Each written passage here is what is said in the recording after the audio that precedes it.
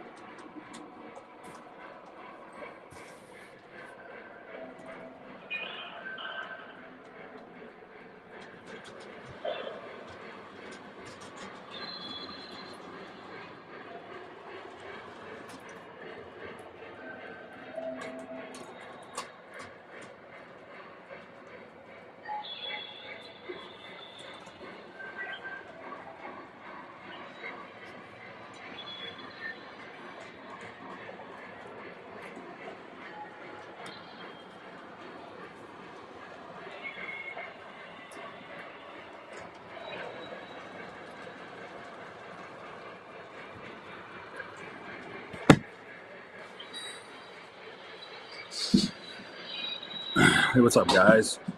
Thanks for hanging in there with me. How's everybody doing tonight? Frame Master, good to see you. Don Peck, Dell, Model Railroad Show. Andrew, what's going on?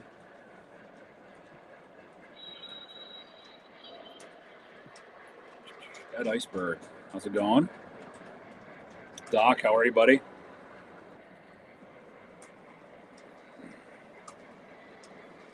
Jeff, good to see you. Bill, K&R Rich is in here. Nice.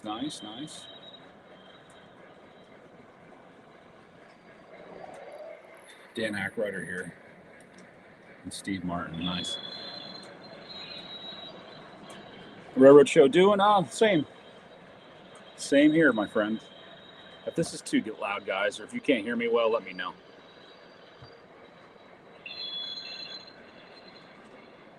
But I think we're all right.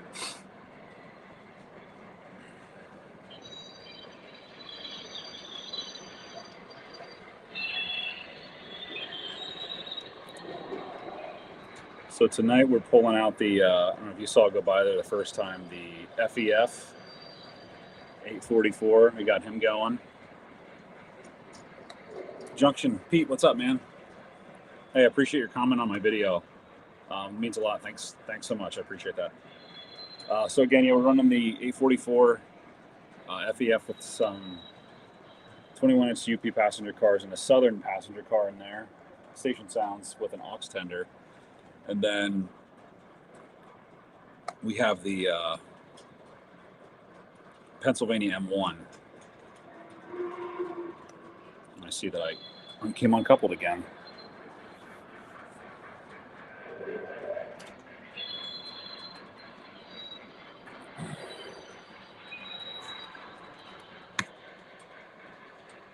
It's a curse.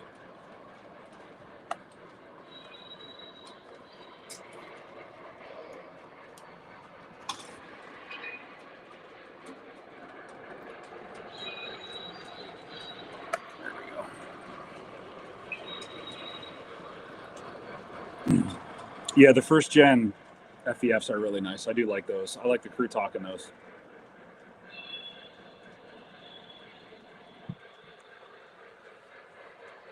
Oh, Rich, I'll check that out.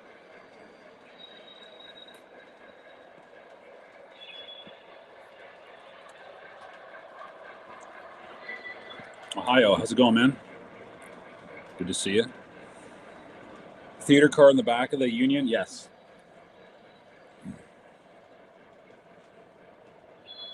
That is the theater car right there. EMIR Productions, good to see you. I was watching some of your videos the other day. I like your stuff, dude. Very nice. Very, very nice. Yeah, Dell, the 21. Well, see, that's not even on this one. It's not even the passenger car this time. It's the tender to the aux tender that's coming off. Don't know.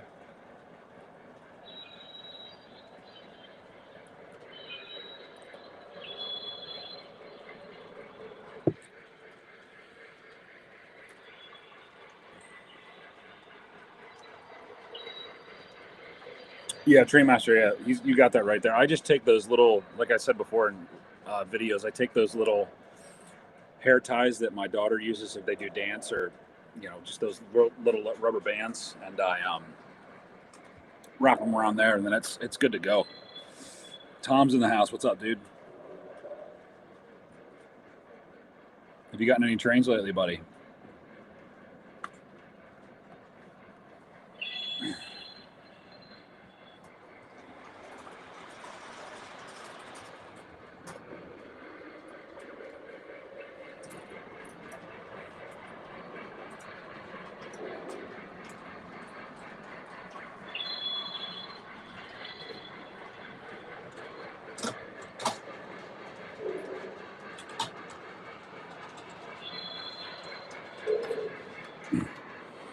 Seems as though I need to do the trick with the aux tender too, because it just keeps opening up. I don't know what the deal is.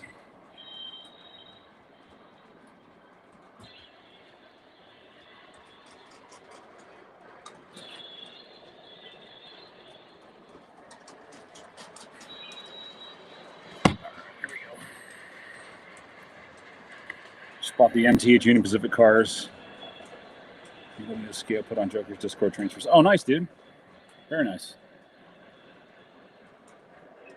Beard ties. Yeah, those will work too. Anything tiny.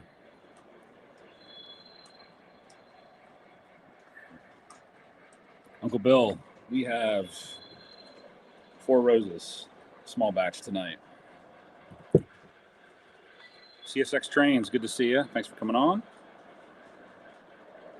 Tom just picked up some RMT reefers. Very nice. Very cool. Very cool. How's the track cleaner? I've run it on here every now and then just to clean off some surface stuff. It's okay. It's all right.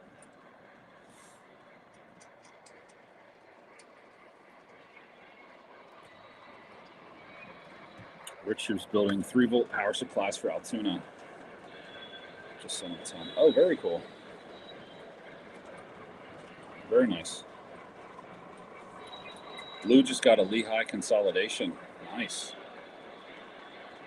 I'm assuming you meant Lehigh Valley. Oh, there you go. Yep, Lehigh Valley. Where'd you grab that, Lou? Where'd you find that one?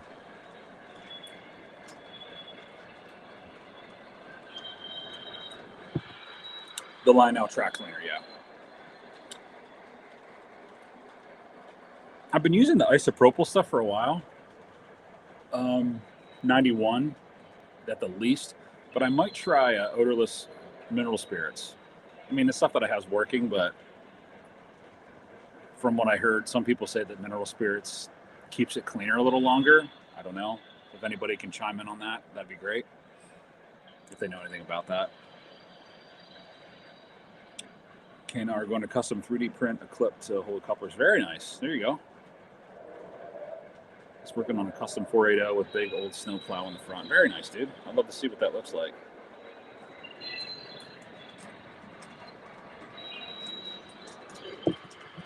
Oh, Lou, you got it from Nick Smith? Nice.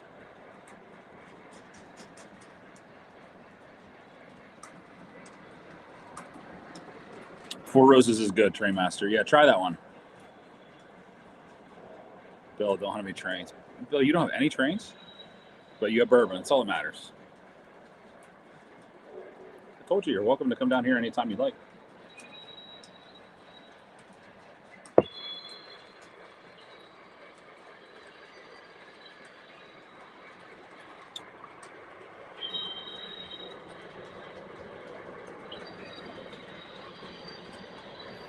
I've never been to Nicholas Smith. Never been to that store. I've bought a couple things from them, but I've never been to the actual retail store. All HO. HO's good, man. Get those out. Hey Slag, how you doing, buddy? Captain Andy. Good to see you guys.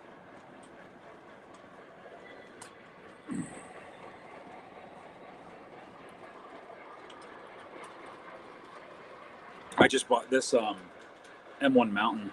I may have said this already. I don't know if I did or not. I just got this M1 Mountain that's on the outside loop from the Lionel store, actually, in Nashville. I was looking for this road number 6871. I have 6888, but I wanted another one so I could double head them. So I picked that up last week. Nicholas Smith is great. They're really good people. I really like them. Hey, Big Rich, good to see you. That M1 right there. I just got that one. There's a couple pictures of that one actually right outside the Enola Yard down in Harrisburg, going over the river. I forget, might have been like late 40s or early 1950s, something like that.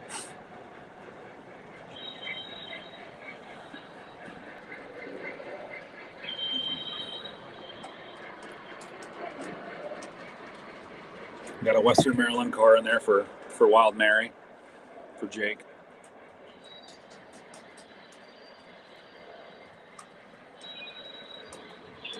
Yeah, M1s are nice, Tom. They're nice engines. They're my second or third favorite Penske engine. Maybe second. My first is the J1A.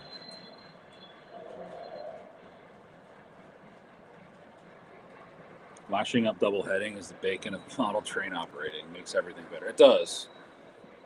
Bigger sounds and just, it looks cool.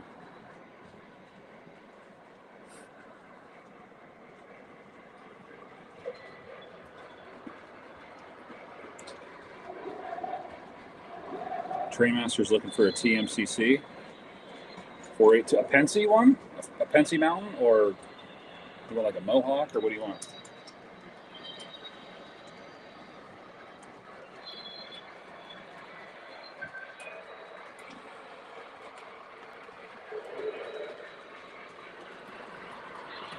Train addicts in the house.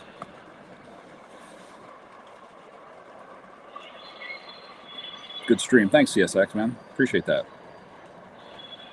We need to get a guest on here soon. Somebody on here instead of you guys seeing me all the time. 22 in here, but only 6 likes. Yeah, hit the like button, boys. Thank you. Appreciate that, Captain Andy. Oh, yeah, the M1A, the Cole Hauler set from, when was that? 20... Is that like 10 years ago? Something like that? That kind of rings a bell. That was a really nice set. Really, really nice set.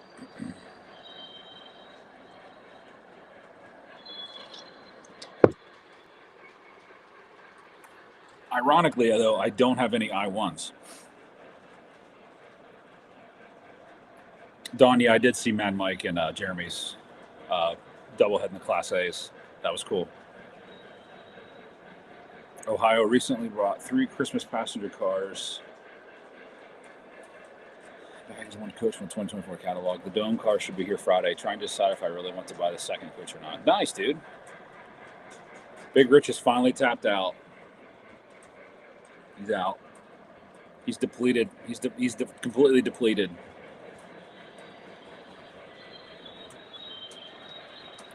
No, man, I have no hippos, Doc. No hippos. I'd like to have 2.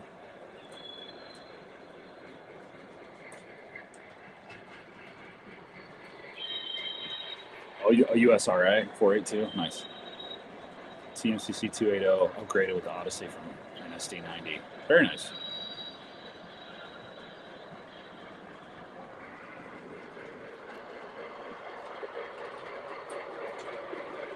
I actually have a lead on the Hippo set. I have a guy that has one. He has the Hippo set and he has the Cumberland Valley set. So that might be my ticket to get at least one of them. But I think the one that's in that set is the one that's preserved, or it's on display, static display somewhere. I don't know where it's at. I don't think it's in Pennsylvania. Or if it is, it's out west further. I forget the road number.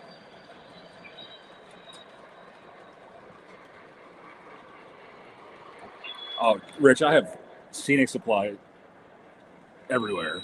I find it all the time. Like I have a little in this tote and a little in that. I recently consolidated it all and brought it over to the closet over here, but I got to get a better organization system.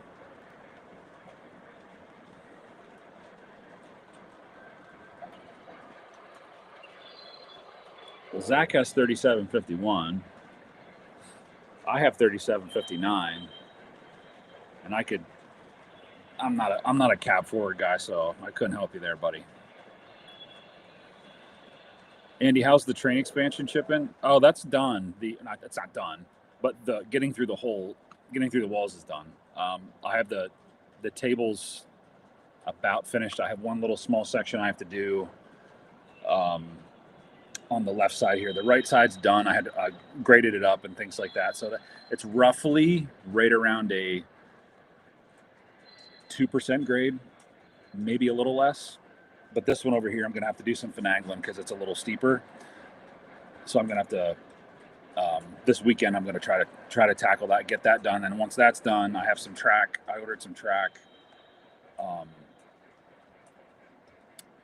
And then start to get out a layout plan over there. Probably going to put one switch over there if I have the room for it.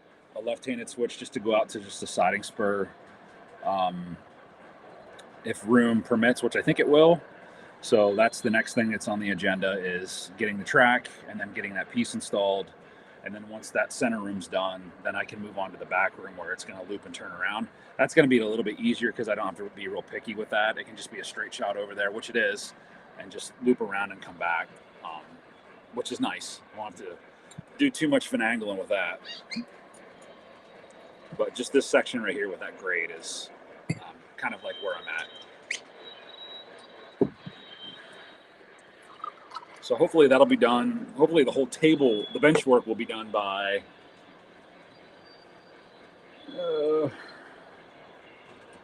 maybe a couple weeks. It should all be wrapped up.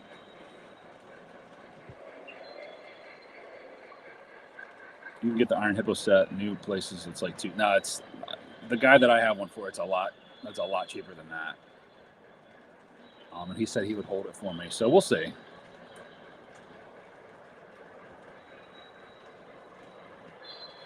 That's crazy. Yeah, postage is getting out of hand. It really is.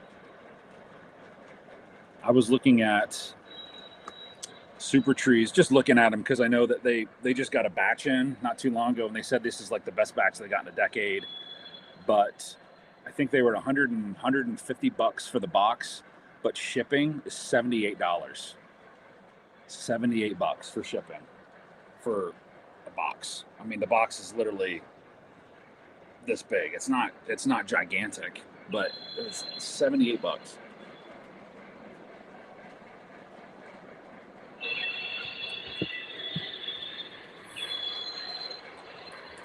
Yeah, getting through the roll was done last month. No, I got it done beginning of this month. But I had other stuff going on, and yeah. Big Rich, yeah. Trainmaster's got he's got Santa Fe stuff. He's a Santa Fe boy.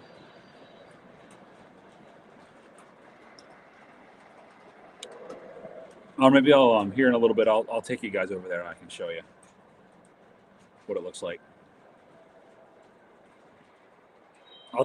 Thanks, Rich. I'll check it out.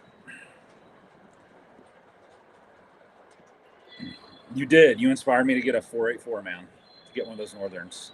I was talking to Will last night, 2926. We would talk for about an hour. Really good conversation, and he's got some nice engines.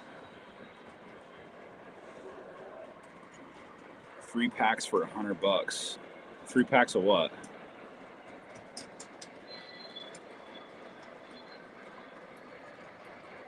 I'd have to get the Navy Sound Car and the Adams Apple Reefer out of the Cumberland Valley set. Yeah.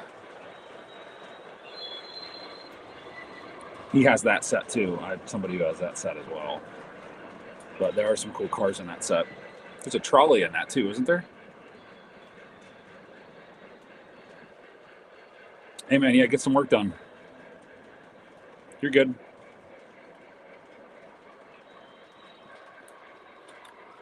Hit the wall with collecting for now. I'm just going to focus on expansion and scenery. Yeah, that's what I thought too. I was going to just work on the expansion, and here, once I get this wrapped up here a little bit more, I'll really start kicking into the scenery mode again. But for now, I'm kind of doing a little bit of both. Yeah, there you go, Doc. That's where it's in New York.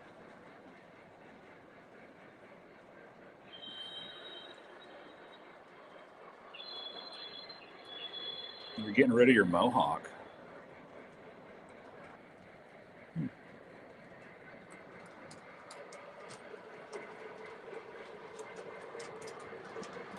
Just bought a Missouri, Kansas, Texas GP40 and love it. Very cool.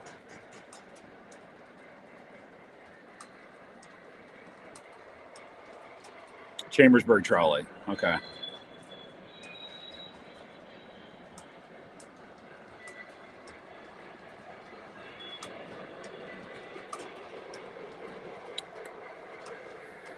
Yeah, there's been some deals out there. I haven't really been looking, but I know that there's a lot of people that are doing that, obviously, because there's a lot of good stuff coming in this year. It's going to be a good year and a bad year at the same time.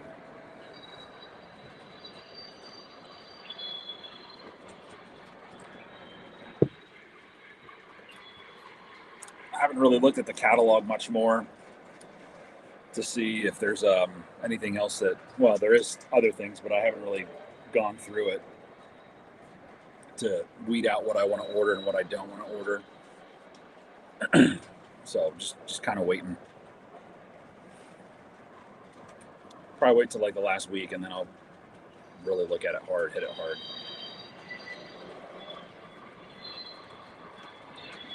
There you go, Rich. Captain Annie might want your mohawk.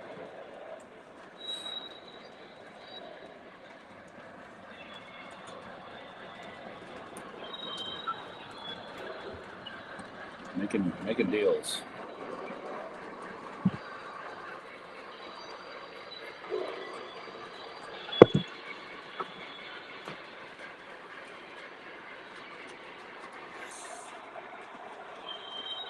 Thumbs and thumped. Oh, I do have Western Maryland passenger cars coming Friday that I bought and paid for a year and a half ago. They just came in.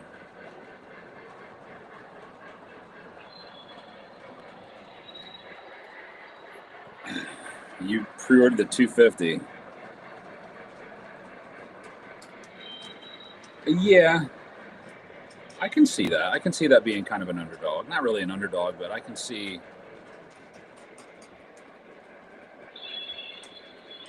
And I think I was told with that they are working with the people that are doing the AFT train, the 251. Lionel is, to make sure that they get all the paint and all the details right on it, which is cool.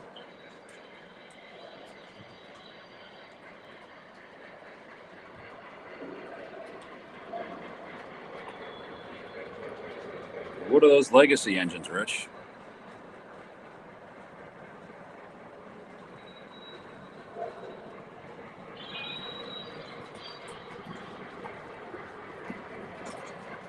Oh, Rich, you have the same one, FEF? Nice.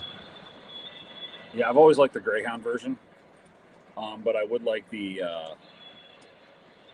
black with the silver front. 8444 when they renumbered it.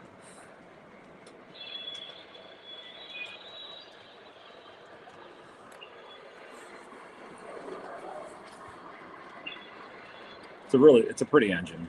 I do like that FEF. I think it's nice. You post it on Discord.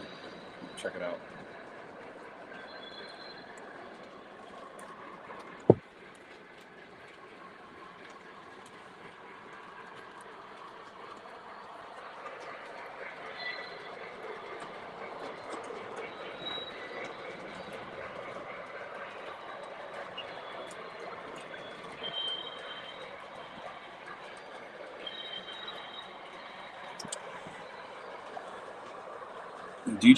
DJ's he's selling a bunch of stuff.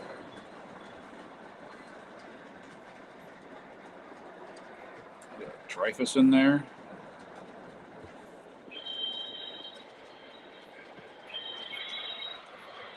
It's got some really nice stuff. 7,11's getting rid of his Dreyfus.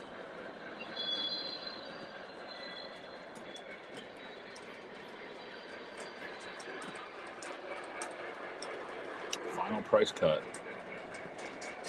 Them to the vaults.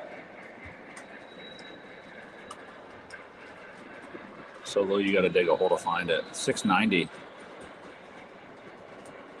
It's not a bad price.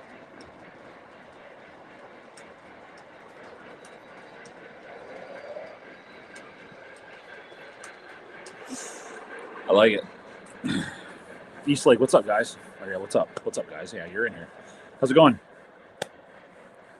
Yeah, 8444 is nice too, but I got to quit buying or add a third floor to my man cave. You can always expand.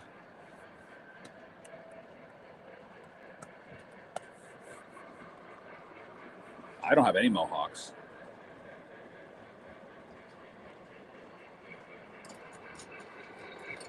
Yeah, that's a really good price for that Dreyfus. That's a really good price for that Dreyfus.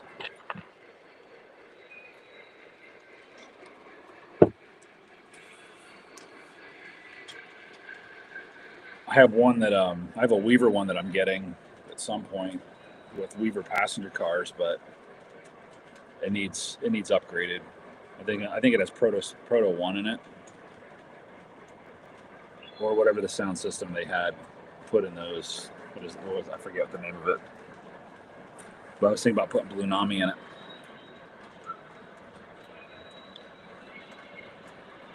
Del, thanks, man. Appreciate that.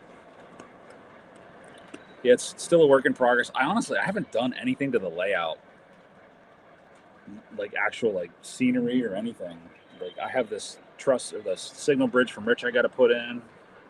I got this town here that I got to work on, but my main goal is the expansion. But still, I got a lot of things that I want to do over here.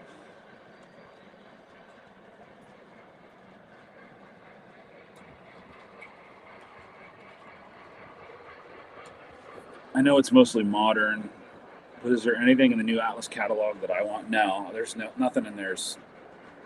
I typically don't order anything from Atlas.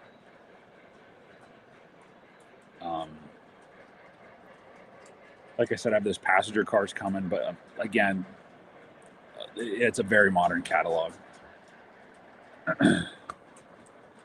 So, no, I'm not. I don't actually, and to be honest, I don't even think I looked at the whole thing. I think I just saw what people were posting about it. Yes, cute. Yes, that's what it has in it. I'm pretty sure it might have Proto 1 in it. It might have Proto 1 in it, but I don't. From what I'm told, it has Proto 1, but I'm assuming it has that in it. But I'd like to get it to have probably Blue Nami.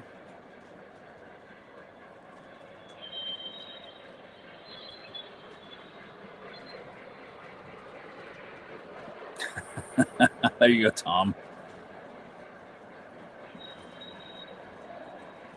25K to put your trains in. We're pushing cars.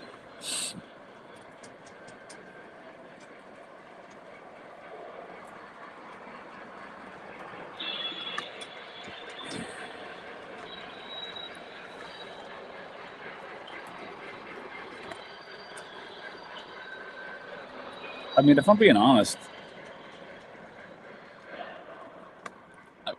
I that that Dreyfus doesn't seem like a bad deal.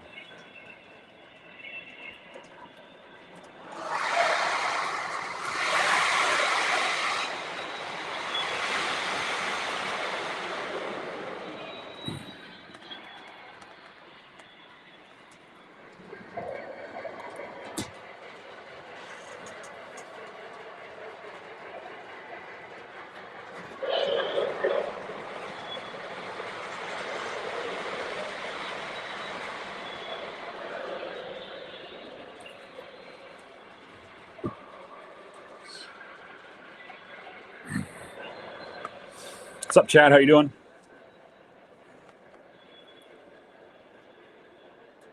Yeah, right, Rich. You're gonna buy something.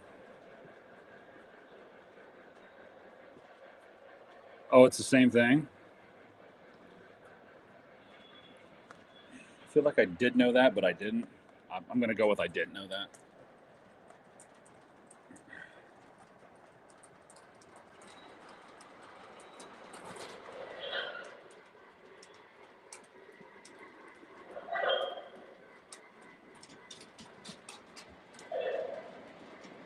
Tim, what's going on?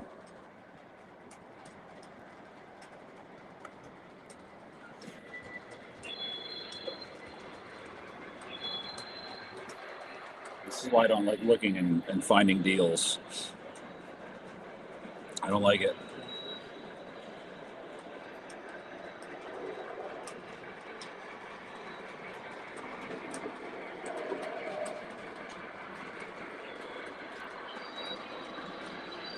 Oh, looks like someone's gonna buy it.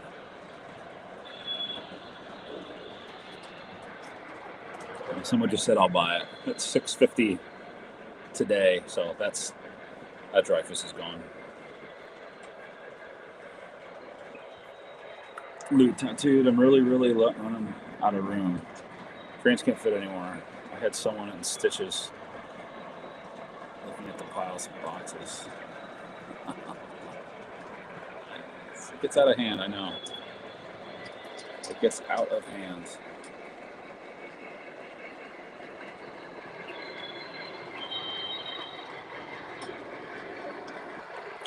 Yeah, anything that Norm does is going to motivate you, but it also frustrate you too because he's so good.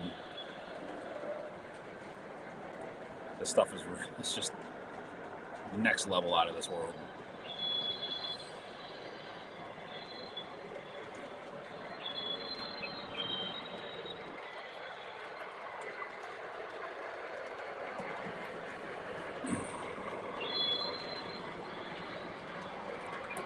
You need a Dreyfus trade for the 37.59. Oh, dude, I like that Santa Fe engine. It's nice.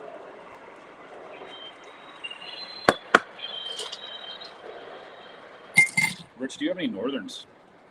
Or any, do you have like 2900s, or do you have any of the 210 4s? Do you have any of those? Like 5022 or 5011? Any of those Santa Fe's? Keith.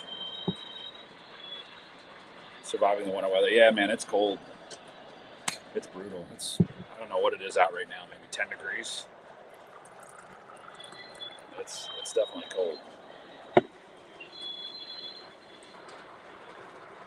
And that's one thing too. When I was switching out these passenger cars too, I got to find a better system to store my passenger cars and just my rolling stock in general.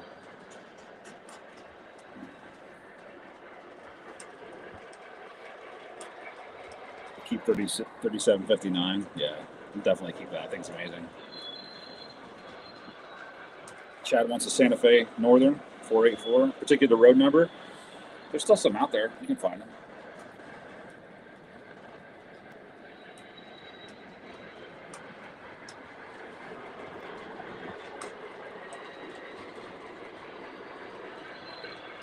With a 5,000. 5011s, those, yeah, that's what I meant. Sorry. Those are nice engines. I like the chuff on the 2926 that came out a couple years ago. It's different.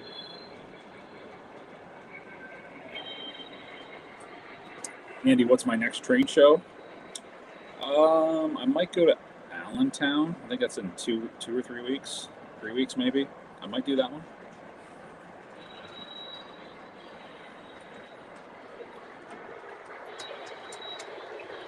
Oh, Dub, you got a lot of rain. We need boats instead of cars. That's terrible.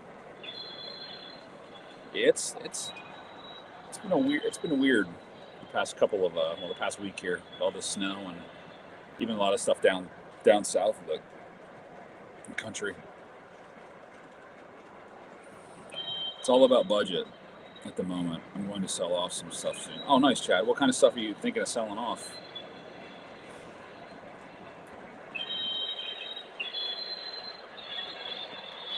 In the planning stages of making an under layout shelving system after the next. There you go. That's a good idea. Hey, Dathan, how you doing, my friend? Be careful driving, man. Thanks for listening.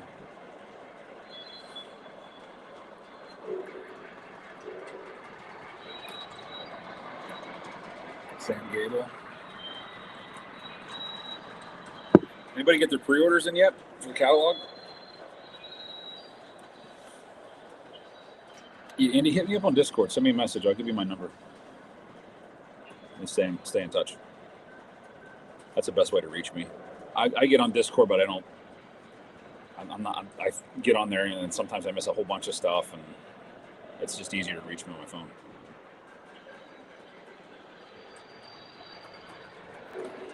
They do.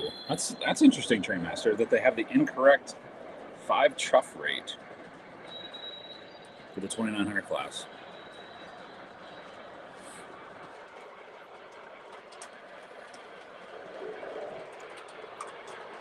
Oh, your DAP. You're going to sell your DAP set? Nice.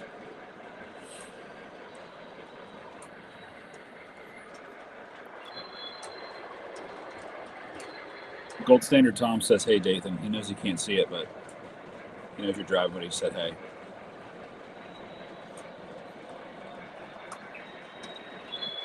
Other than my third rail reservations, I'm only going to pre-order from the Atlas catalog. That's going to be the troop train cars. Cool.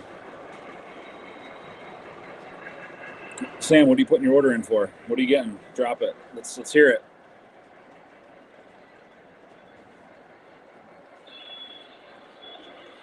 Oh, he has a cruise for work.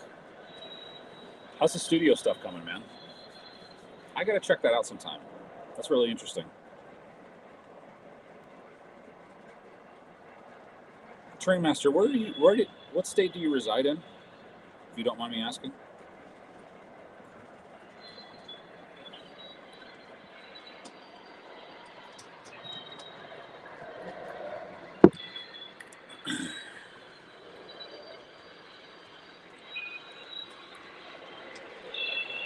Yeah, Sam, let us know what you're pre-ordering. The only thing I pre-ordered so far is the Allegheny. That's it, the Virginian. It's the only thing I pre-ordered. I should say it's the only thing. It's the freaking most expensive thing in the catalog, of course.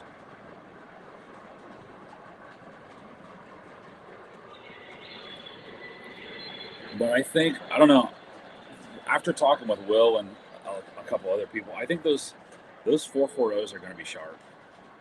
I think they are going to be sharp.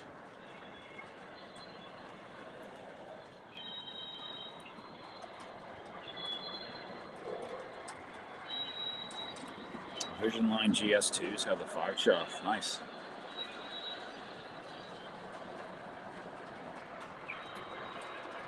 Rich ordered the Atlas Alaska boxcar, 250th anniversary, and the big boy boxcar from Atlas. Beautiful. The Lone Star State.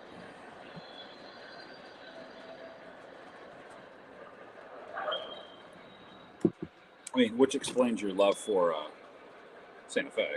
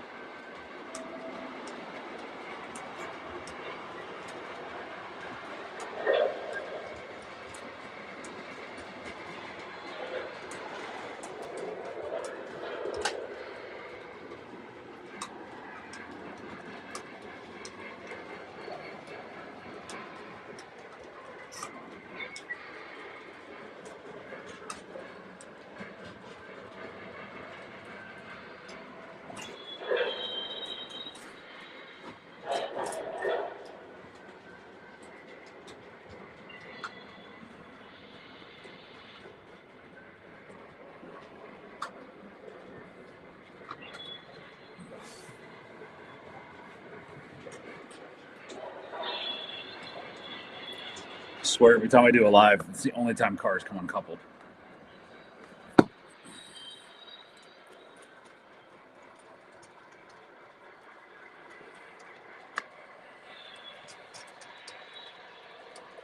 Dude, that's awesome.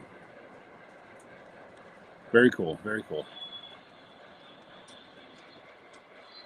Sam's definitely, defiantly, King Cole set. Nice. On the fence about the Allegheny. Might be a game time decision. Gonna get 2 or 3 patch Virginia cool hoppers. Really considering the Polar E8s and cars. Nice. Okay. 150-year-old Budweiser skill box. Nice.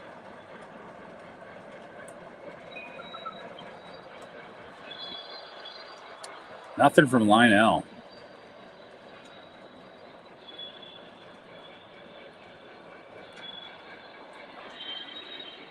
Deal of the day for T1s or King Cole sets. I think the King Cole set's going to be cool. No pun intended.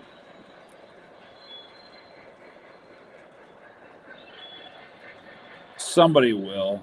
There's some cars in there that I know some people really like.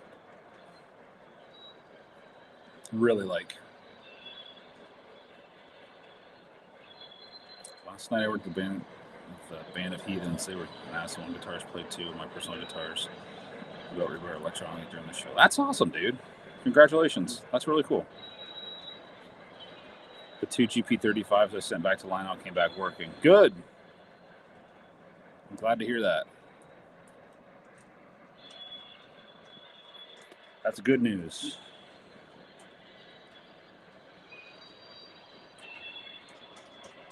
Yeah, I'm surprised we haven't heard any custom run announcements yet. Except for what is Muffin doing the Allegheny and Army? Is he doing Army on that one? But you haven't heard anything about Conrail. People were talking about somebody doing the Chessie T1. I don't think Lionel's going to allow people to do that. That's going to be one of those ones that they're going to say no, because they already have all the artwork for it. If they would have released it, they would have done it. Maybe they'll do it in the next catalog. I think they were just trying to give more attention to because that would be a lot to have, the American Freedom Train in there, and then have, the Chessie Steam Special, because that has its own passenger cars altogether as well. And that's another thing I wanted to talk about is that the AFT train, I like it. I would have gotten it if they didn't release it the way that they released it. They released way too much of it at once. I mean, I don't know who in their right mind. I mean, I'm sure that there's going to be people out there that do. But to be able to afford over 20 passenger cars and then get an engine, I mean, to me, it's ridiculous and it's silly. They should have started back last year, maybe at like volume 1 or something like that, and just released some of the passenger cars in packs, and maybe last year they should have released the T1s. I don't know, but to do such a big announcement of the 250 for America, I think that you want to run the train into the year that it's out, not get it in October, November and run it for a month, and then it doesn't make any sense to me. It really doesn't make any sense.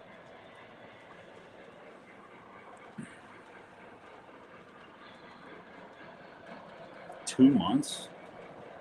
It was dead on arrival. What was wrong with it, Sam? Does it not even fire up?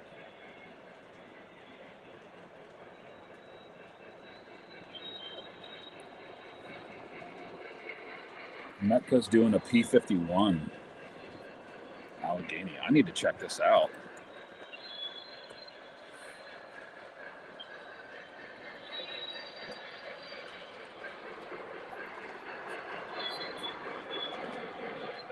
Metka store.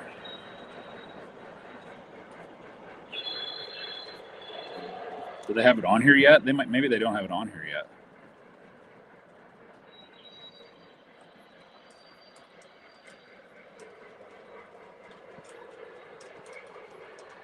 They have the MTH Southern Pacific Lines GS4 Black 4449 for $1,200. That's a good price.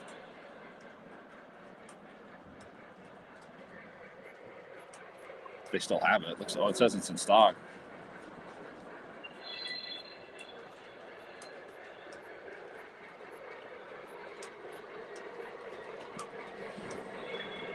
Hey, Aaron, how you doing? Welcome. I don't think I ever got an engine. Well, no, I lie. I got one engine dead on arrival one time.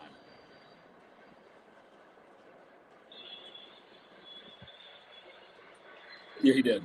He did do the Conrail.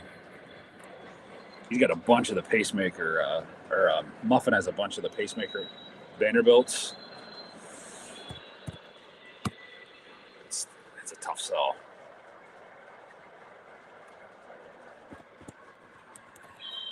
I'd love to have a Vanderbilt, but not for $1,900. That's just, it's ridiculous. Let's see how many Vanderbilts he has in stock.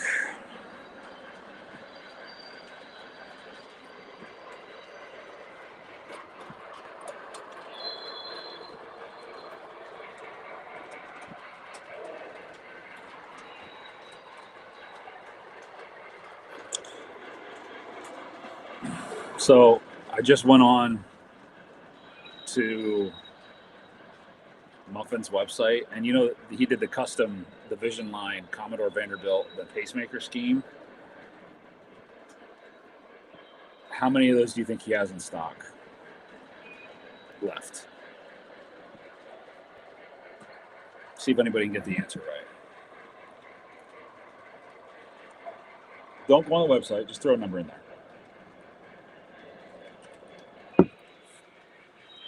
My Legacy Allegheny had to go to line off 3 times. Tom, what was wrong with it?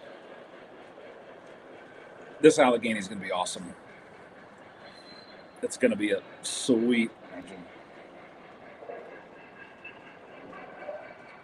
I like it with the 3-speaker sound system.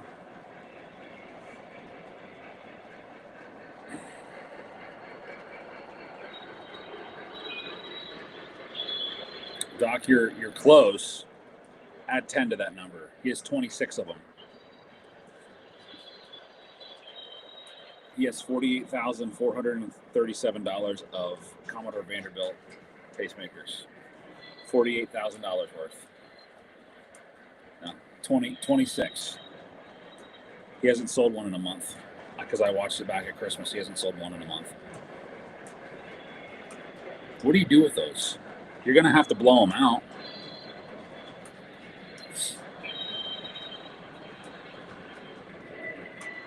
The one he did right by was the black one. He should have got more of the black ones and said the heck with the pacemaker.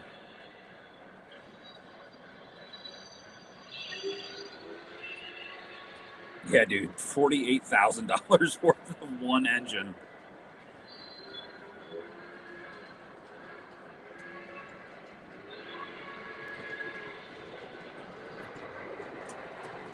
It's crazy.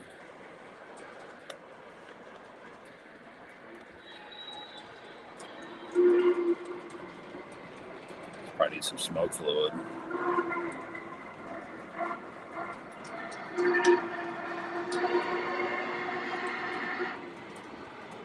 Yeah, Doc, I think you're right, and I think he needs to stop doing custom runs. And I think he might have got the hint with that. Like, dude, you need to stop. Like, you're just digging a hole. The black one was beautiful. And the gray ones are great. I'd love to have, like I said, I'd love to have a gray one, but not for $1,800. No way.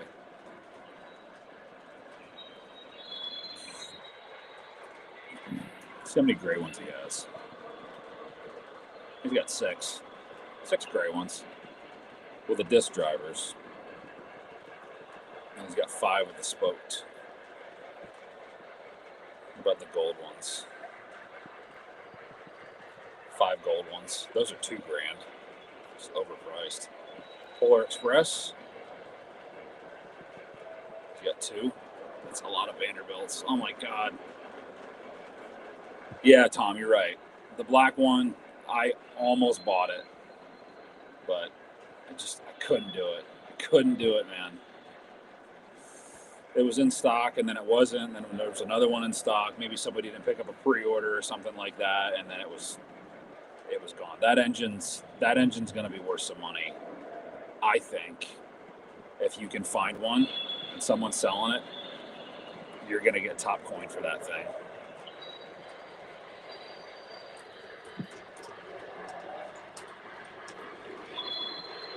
My opinion. Oh, absolutely, dude. Yeah, if that engine was $1,400, I'd buy it right now. But not for almost $1,900. No way. There's a line, man, and I don't like to cross it.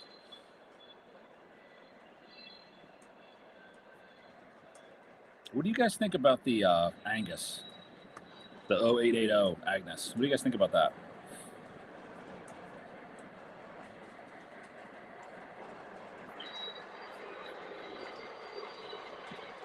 Do you think Lionel will? Do you think Lionel would ever release those, or do you think that's MTH still has that tooling?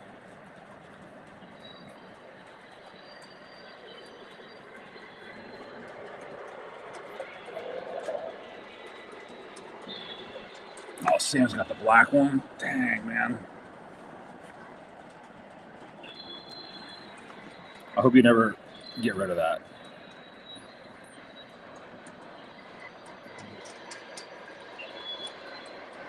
Customers like to MTH Philadelphia. I ordered those. I ordered all 7 of them. Those are going to be really nice cars. Also, too, guys, I think those open air cars are going to be amazing that MTH is doing. I think they're going to be really nice. Yeah, it's not for everyone. I know a lot of people don't like the bathtub look.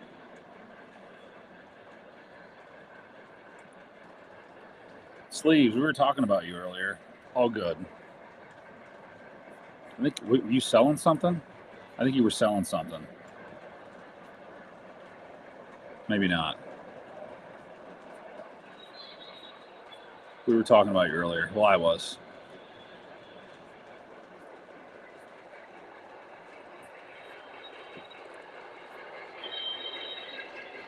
So the Ohio, are you talking about the Vanderbilt, or are you talking about the Angus? You'll get it back. I'd be calling them, man, and be like, where is it? 2 months?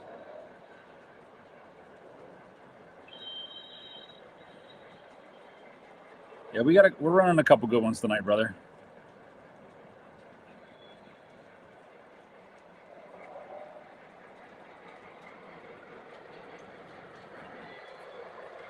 Nice.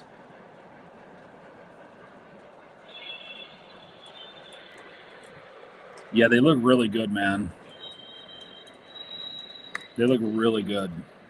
I think I might get the Reading and the Reading ones. Is it the Blue Mountain and Reading, I believe?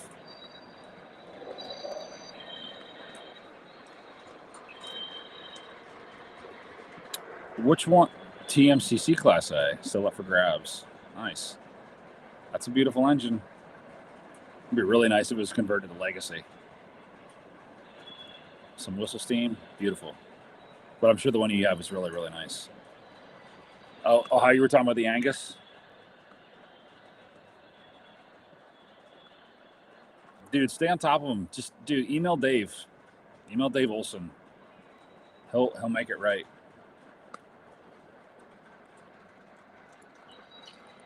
No, I'm thinking about getting an Angus because I have the triplex. But I don't know if I'd want the black one or if I want the Russian iron blue. Really nice engines. They're really pretty. I think they're nice. In my opinion, my humble opinion. Oh, Rich, if you're still here, I was looking at your videos. They just came through.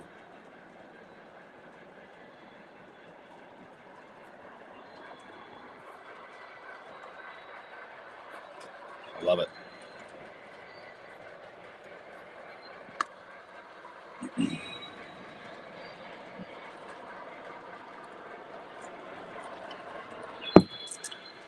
Doc, getting the 4 current scheme Strasbourg. Very nice. Hopefully they fix the daffodil spelling, LOL, before they go into production. Did they spell it wrong? I mean, it wouldn't surprise me. I thought about maybe getting one Strasbourg one because I have the 6 passenger Woodside cards with one of the I think it's the Paradise observation, and I thought maybe about getting like maybe one open air and then getting the 2 Reading ones to go with my I don't know if they'll go with it, but the Reading and Blue Mountain to go with the Philadelphia and Reading Woodsides, which I'm pretty excited for those.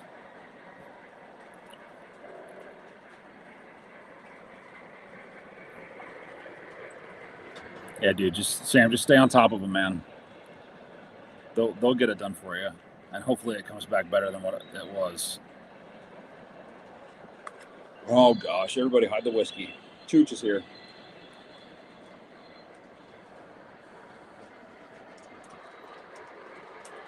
Jeremy's in the house. What's up, dude? Hey, I just talked to Mike. You guys need to come and plan a trip to come up here. Bring your Class A. Have Mike bring his, and then we can lash up mine too. So we have 3 Class A's. We'll have Tom come up too. Tom's got a Class A. Jeff, thanks for coming on, man. I appreciate you very much. So have a great night. Daffodil. They spelled it Daffodil. I'm thinking about Strasbourg car once I have the Woodside ones. There you go, buddy. I just saw somebody was selling. It was on Facebook Marketplace. Somebody was selling all the Strasbourg ones. J-Bone. He's got a nickname, J-Bone? 24 likes. Yeah, boys, come on. There's 41 people in here. Let's hit the like button. No. Jake, I'm going to tell you something. This damn Western Maryland car freaking keeps uncoupling, bro. The only car on that fleet, and it's Western Maryland, and uncouples. What's up with that? While Mary's in the house. Oh boy. I was just telling him, Jake, my Western Maryland cars will be here Friday. My 7-pack Madisons, my heavyweights. I know you want me to get an engine to pull them with. And the the GP7s won't suffice. Find me an engine. I can pull with Pensy. I can pull with Norfolk and Western.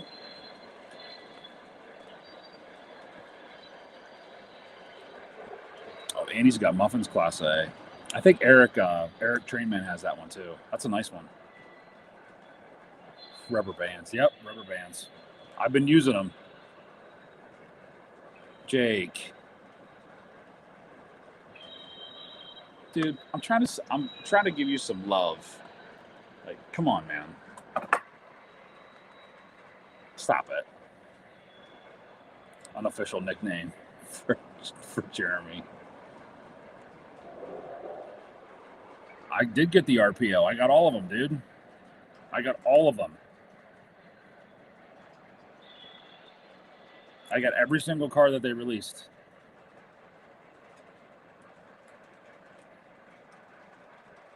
Yeah, Madison's they're one of my favorites. Radar's in the house. What's up, Radar? How are you?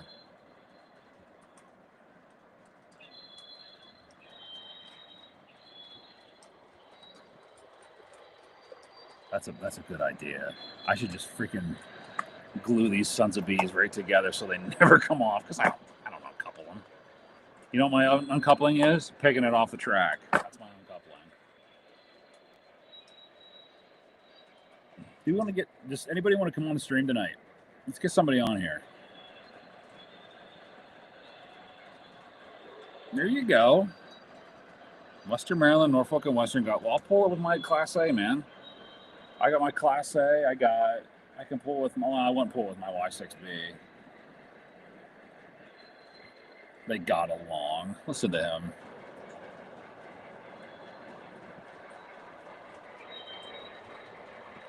Jake, I know you want me to get an RS3, dude. Is that what pulled those? Dude, tell me exactly what pulled their heavyweights. Like, seriously, what pulled their heavyweights? It's got to be more than just an RS3. If it's an RS3, that's no big deal. I'll pre-order one right now.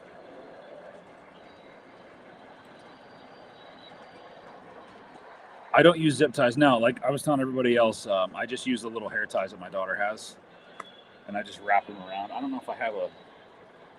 I'll be laying around here. I should buy some actually, because I think I'm kind of out of them because I stole all hers. Typically only happens on my 21 inchers, but for some reason today it's happening on my Western Maryland.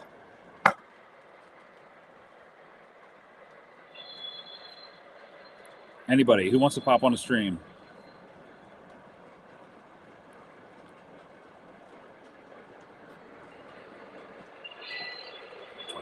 Binge.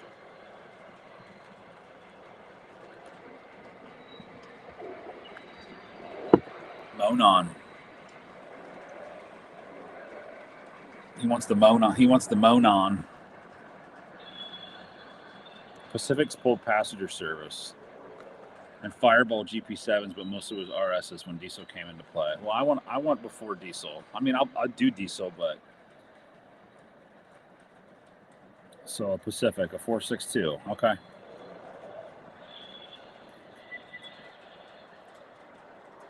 Rich, buy them. Did you buy them? You should buy them if you didn't.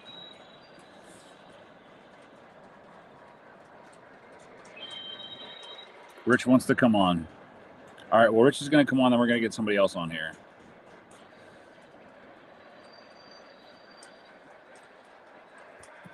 Sent you the link, Rich.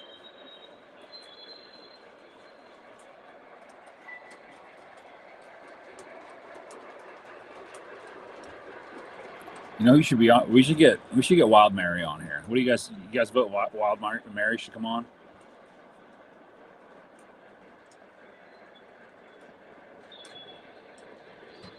Ooh, H7. I got an H7, but it's a C&O.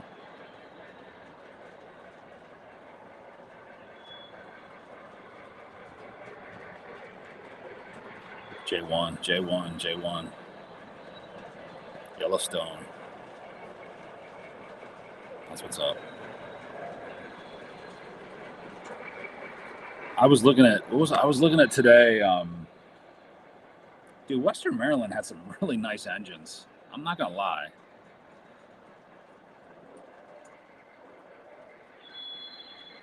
Oh, come on, Wild Mary.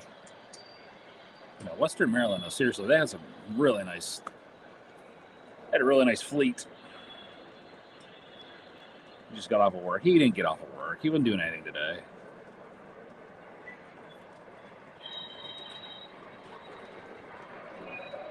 Day is never finished.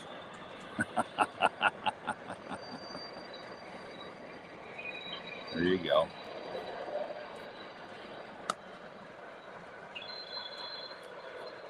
Master got me work. You got to make that money, man. You got to make that money.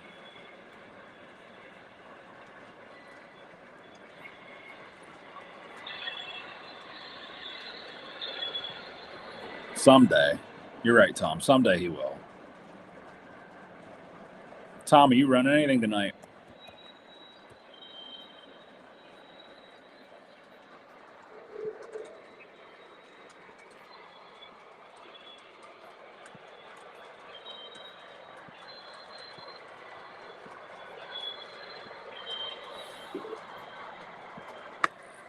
Gonna bring Richard in here. There he is. Hey guys. How we doing? Good. I'm gonna turn my camera around if I can figure out how to do it again. Yeah, go for it. See here. Let me get rid of this. Back camera. Minimize we want. Let's maximize what Rich is doing. How's that? You guys can still hear me, right? There we go.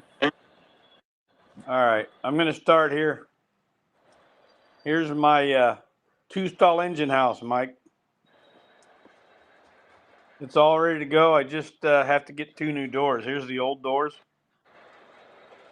They had them mounted on plastic sheeting, and it all cracked. Really? Look at all the motors in that. Jeez. What's that? Got all the wires. This is the motor drive. Oh my God. That's the motor drive to the doors. Where'd you get the kit? Who built that? That's that. Oh shoot, what's their name? Pros. Proses. Here's their sheet. It's backwards, of course. Oh my gosh. Now, who do you buy that through? Who distributes that, or do you get it directly from that? I went to their website, pros.com. Okay. And ordered it from them, but I got it about 5 years ago, and it's been sitting up here till I got the layout. Oh my gosh. But anyway, after I started getting to the doors and found out that this sheeting on the back, you can see how I see what it looks like right now. Yeah. That's a black cloth material that my sister-in-law had. She's a seamstress.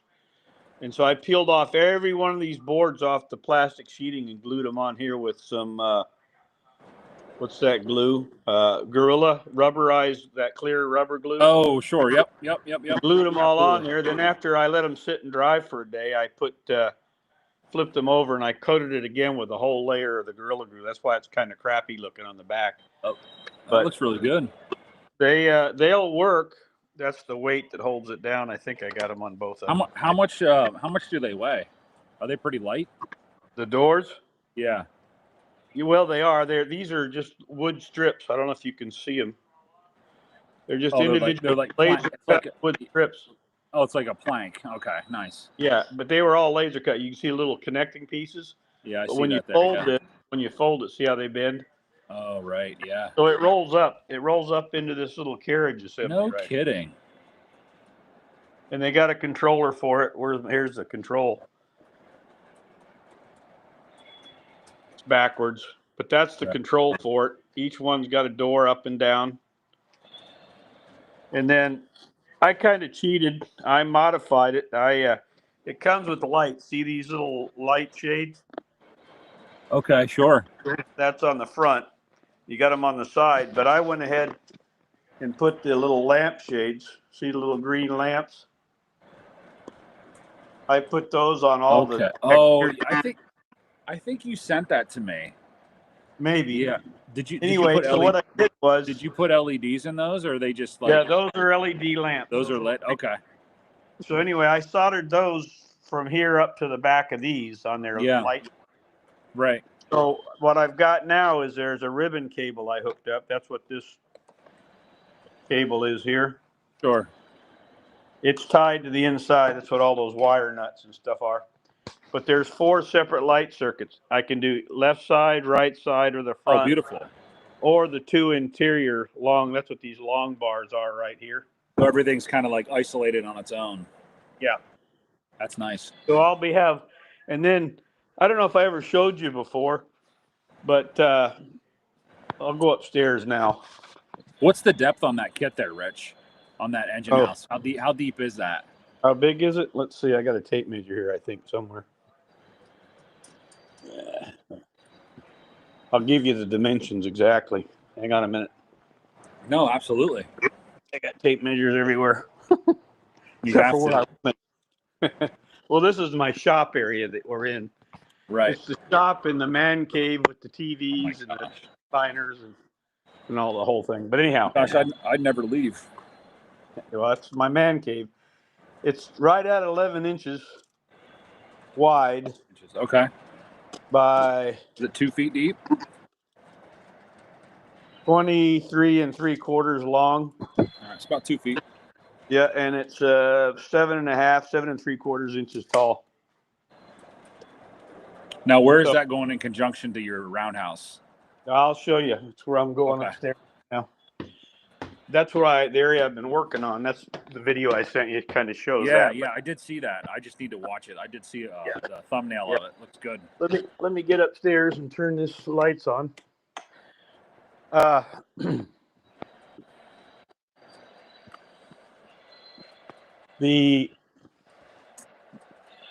see, I got a blue light on over here for some reason.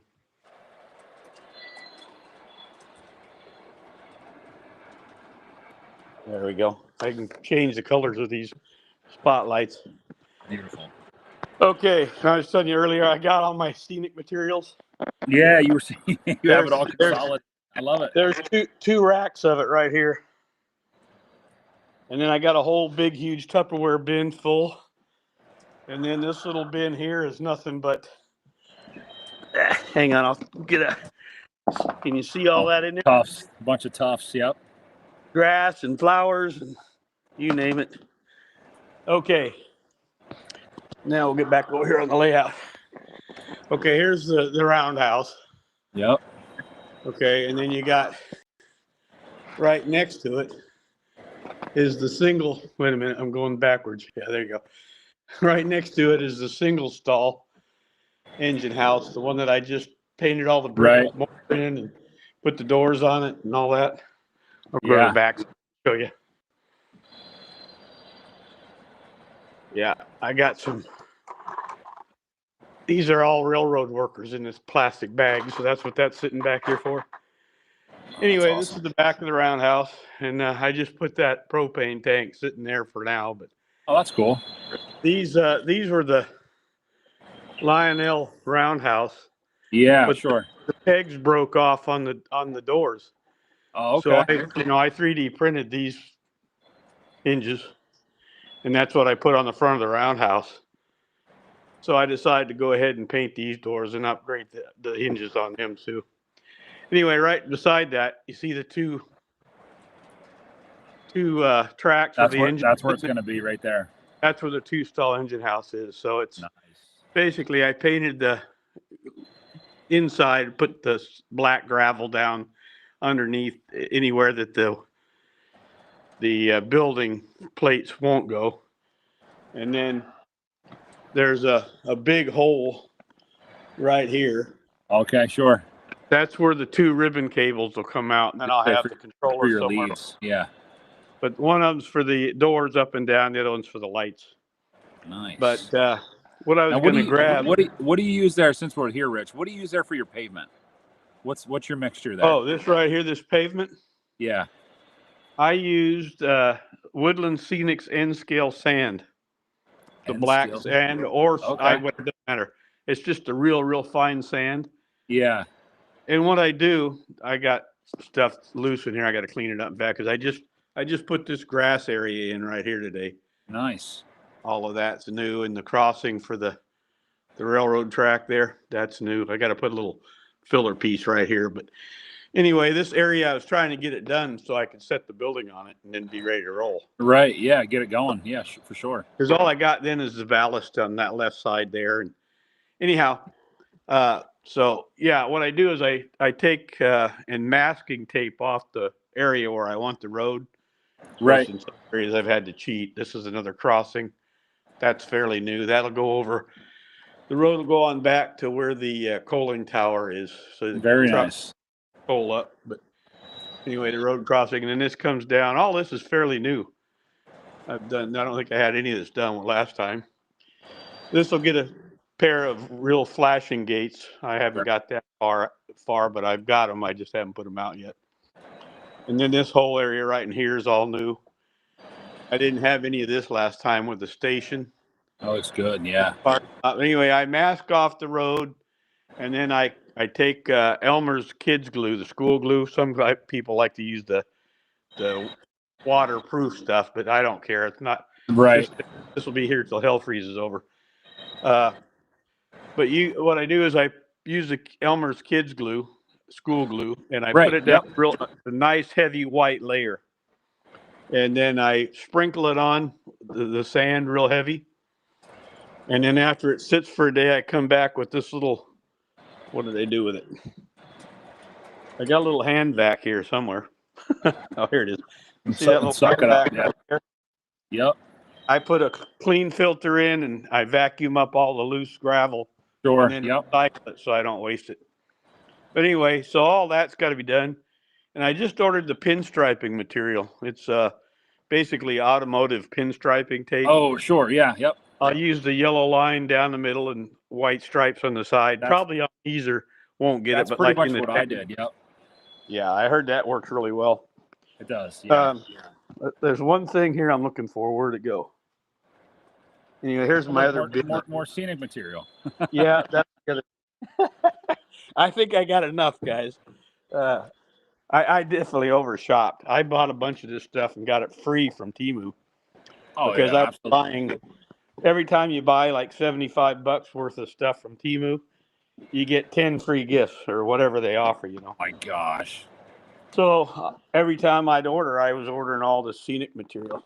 Right. What did I do? I'm looking for one particular thing here. Maybe this is it down here. Yeah, I think this is it. I hope this is it. I was going to show you what I use for switch controlling for all the lights.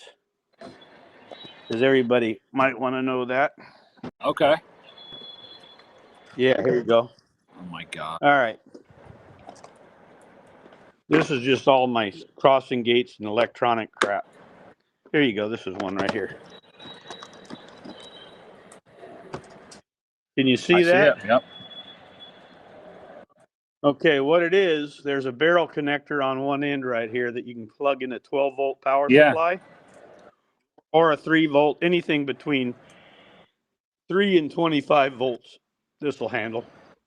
Anyway, you have two pin edge card connector for each of the switches that are on here. And when you push the button to turn the light on, there's a little LED that lights up right between I don't know if I can get the lights. You can barely see the little LED between the button and the blue. Yep. Anyway, you got these come in 8 or 12 connection strips. And it's by this company here, EveWorks, EVEWRKS. EveWorks, yeah. Don't they make a bunch of stuff? Yeah, I got a whole bunch of those. They do like Eve models too. I think they do like people and all that kind of stuff. Yeah. Well, this is their crossing gate and IR detector kit right here. And then I got a whole bunch of their little flashing gate boards in here, and like I said, street lights, you name it. Anyway, overkill rich, you call me. Hey man, there's not so much you can have. You can always have more. Well, I figured if I get through with my layout and I use up everything I got, then I've got a friend down in Columbia that I'll take it to him and either sell it to him or give it to him. Nice, dude. Everything anyway, looks good. So what I do, yeah, it's coming along good. This is how I power my switch tracks. I could have used those, but I'd already started doing the single pole double throws, yeah. Yeah. So these are all the whisker tracks right here. All of these sidings that you see up on the layout. There's like 26 of them, 25 of them. And then I got this little rotary switch right here. This is the dimmer control for the roundhouse. Let's see. Let me see if I can turn this on real quick.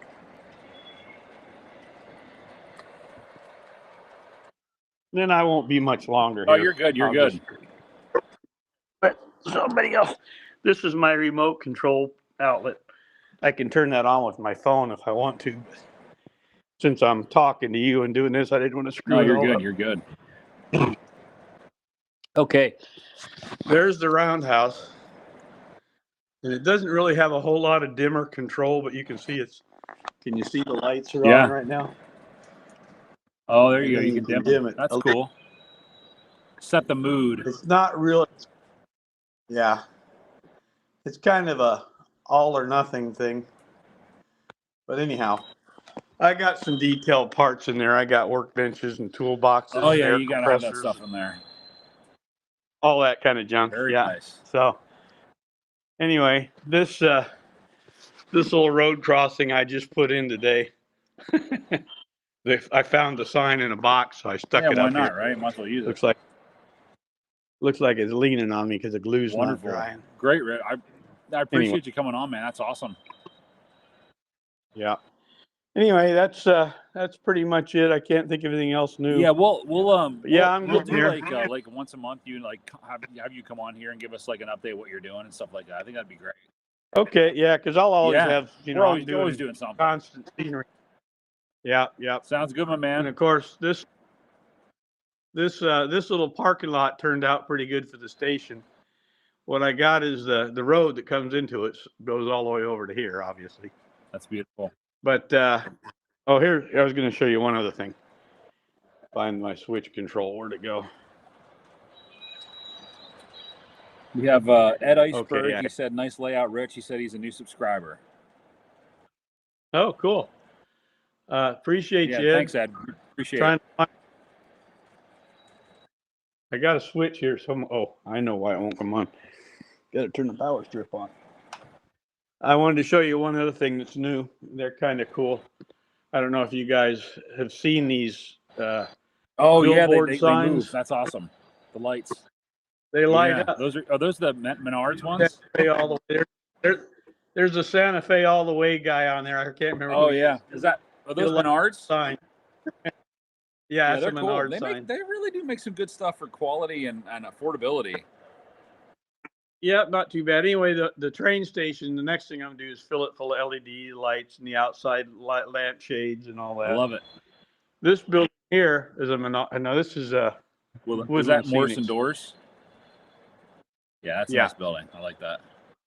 I'm gonna rip their lamp shades off and put real lighted lamp shades on. All I did is put this one little goofy light underneath there, which I kind of. Rich, I'm gonna go I'm gonna step away here for a second. Keep talking. I'll be right back.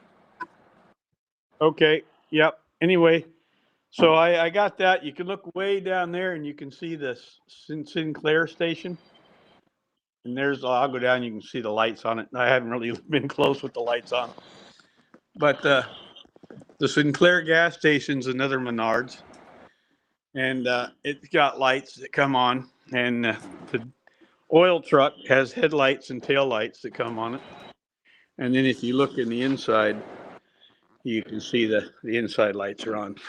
Anyway, I didn't really have anything to put on this corner, and I ended up buying this Sinclair station. It's only the half wide. So I thought, well, this will be a fake back wall back here. So anyway, I went ahead and stuck the Sinclair station right here. It fits. It works. Let's see what else. I'm going too fast. Sorry. Here's the FEF he's got, just like his. Sitting here, layout. Only I got the Og's water tender to go with mine. And all my passenger cars are either over there, at row, or somewhere. I might have some more on the shelf. I don't have them all unpacked yet. The other thing that I got new lately was my black bonnet set. I had the whole passenger car set, but I was missing the last two cars, the Black Valley and Black Rock. The Black Valley is see if I get closer, is the things drive me nuts. Go back what the camera does. Okay. It's the tail car. It's the tail car. All right, we're back. Observation. So those two, back to the third and the second car from the back, are the two new cars I finally got. So those I've been trying to get for 7 years. Lou says you got a lot of rolling stock. I do. Yeah, that's like the ultimate train room right there, guys. You know it. They think that's something. See all these shelves under here? Look at all the wires too. Good God. Those are all boxes of full trains. There's trains in those? I haven't even. Yeah. These aren't empty boxes. These are all full. The struggle. Oh my God. So that's what I told you. If I get anything else, I got to get a third floor. So have you run? Is there anything in your collection that you have not run yet? Well, yeah, I've got a whole bunch of Proto Sound 1 stuff. I didn't buy it. What happened was, I think I told you this story, maybe to you. But yeah, I've run everything that you see on these shelves. Look at all the Santa Fe. Oh my God. Yeah, I'm a Santa Fe-er. Just a little. This is my Santa Fe. This is my Santa Fe wall. And then, of course, that is too. It's all, Santa Fe passenger and the Someone up blue here black. asked Rich. He said, Lou asked, I might have missed it. How big is your space? The room is 36 by 40. That's a big room, guys. 36 by 40. About a 3 or 4 foot walkway. This has got a narrow walkway right down here that gets you to the bathroom. You basically have access to any part if you need to get to it. Yeah, I made the layout so I could pretty much reach from either side. Nice. I didn't want an 8-foot wide tabletop, excuse me, except for when I did the center islands. Now this one I cheated because I think it's a 7-footer. Right. I was just barely able to get 72 in the middle and then whatever the outer. And what is your? But basically, what is your widest curve? Minimum. My widest is probably 90 or 94. And then 72 is that your minimum? Yeah, I made sure that the minimum was 72. Yeah. If you look up here, you can see this big sweeping. Oh, that's a beautiful sweep. Yeah, those are probably over 90. And then this comes in, of course, crosses this. This is the town area. You've seen all of this before. Yeah, Arby's. There's my Metrolink passenger set. It's been hiding down here forever. Maddie, I tell you what, did I show you guys? I think I might have shown you. This is my lower level track access line. Okay. See, it's all going. You can tell by looking at the retaining wall gets narrower as you go uphill here. Anyway, this is the access to one side of my holding track. And then if you come over here, this outer track here goes down to the access under the layout. Somebody was mentioning earlier they want to build an under track layout. Yep. That's where these are going. And then I'll walk back over. Yeah, I got scenic. This is for making chain link fence. Got rolls and rolls. We need to make I think we need to make a trip down to Rich's and have a party. Yeah, you guys are welcome, man. I'll have all the beer and the whatever you want to eat. That'd be wonderful. We'll just make a weekend. Yeah, and guys can bring trains to run if they want. I'm every day I'm running and put something new on, and I discover an issue. I fix the issue. So, anyway, here's the under track lighting is not on right now. I got LED strips down there, but you can see there's 6 tracks over here. And they're about 20 feet long, I think it is. And it goes all the way under, crawl under the layout right here. So all these are staging yard holding tracks. And they come around, there's the back track, if you can see it. That back track goes up the ramp. And it comes in down here and it hits a big Y, or not a Y, but a big curve switch. And then it goes in here to another. This is one of those ladder switches. Oh my God. I don't even want to know how much money you have in switches. Oh my God. I think I'm at 120 plus right now. 120 raw switches. 120 switches. And then this switch. Yeah, 120. And this back track feeds this whole under track holding area. Anyway, this is a double-ended yard. So you go all the way down here. It's got a runaround track. Oh, I love those tank trains. I want those. Are those Lionels? Yeah. Yeah, I bought both sets they came out with. One 5 years later, they did another. So I got both of them and 3 engines plus a couple other engines, a couple extra cars. But anyway, you can see my layout is loaded. I got all the reefers in the back. Oh my God. Double stacks and yeah. Anyway, this is the other end of the yard. It comes out of a double, the what do they call those, ladder racks, I guess. Oh, right. Yep. And then it switches off right here off the runaround, and then goes. Let's see if I can turn these lights on. They were acted up the other day, and I don't know if they're working or not. I mean, it might be the wrong switch control. No, I think the power pack on this thing's crapped out. The question I have for you, Rich, how much wattage do you have, and how much transformer power do you have? Well, I have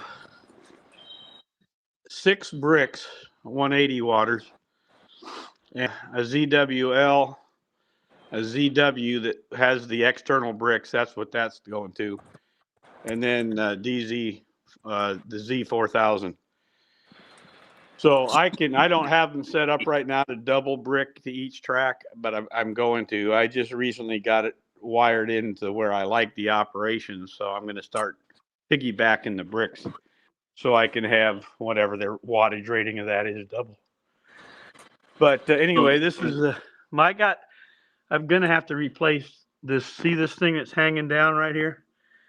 Yeah. That's the LED lighting strip, and I think. Oh, sure. Yeah, I have those too. You know, I think Big Rich crapped out. We need to do a Train-a-Palooza down at Big Rich's.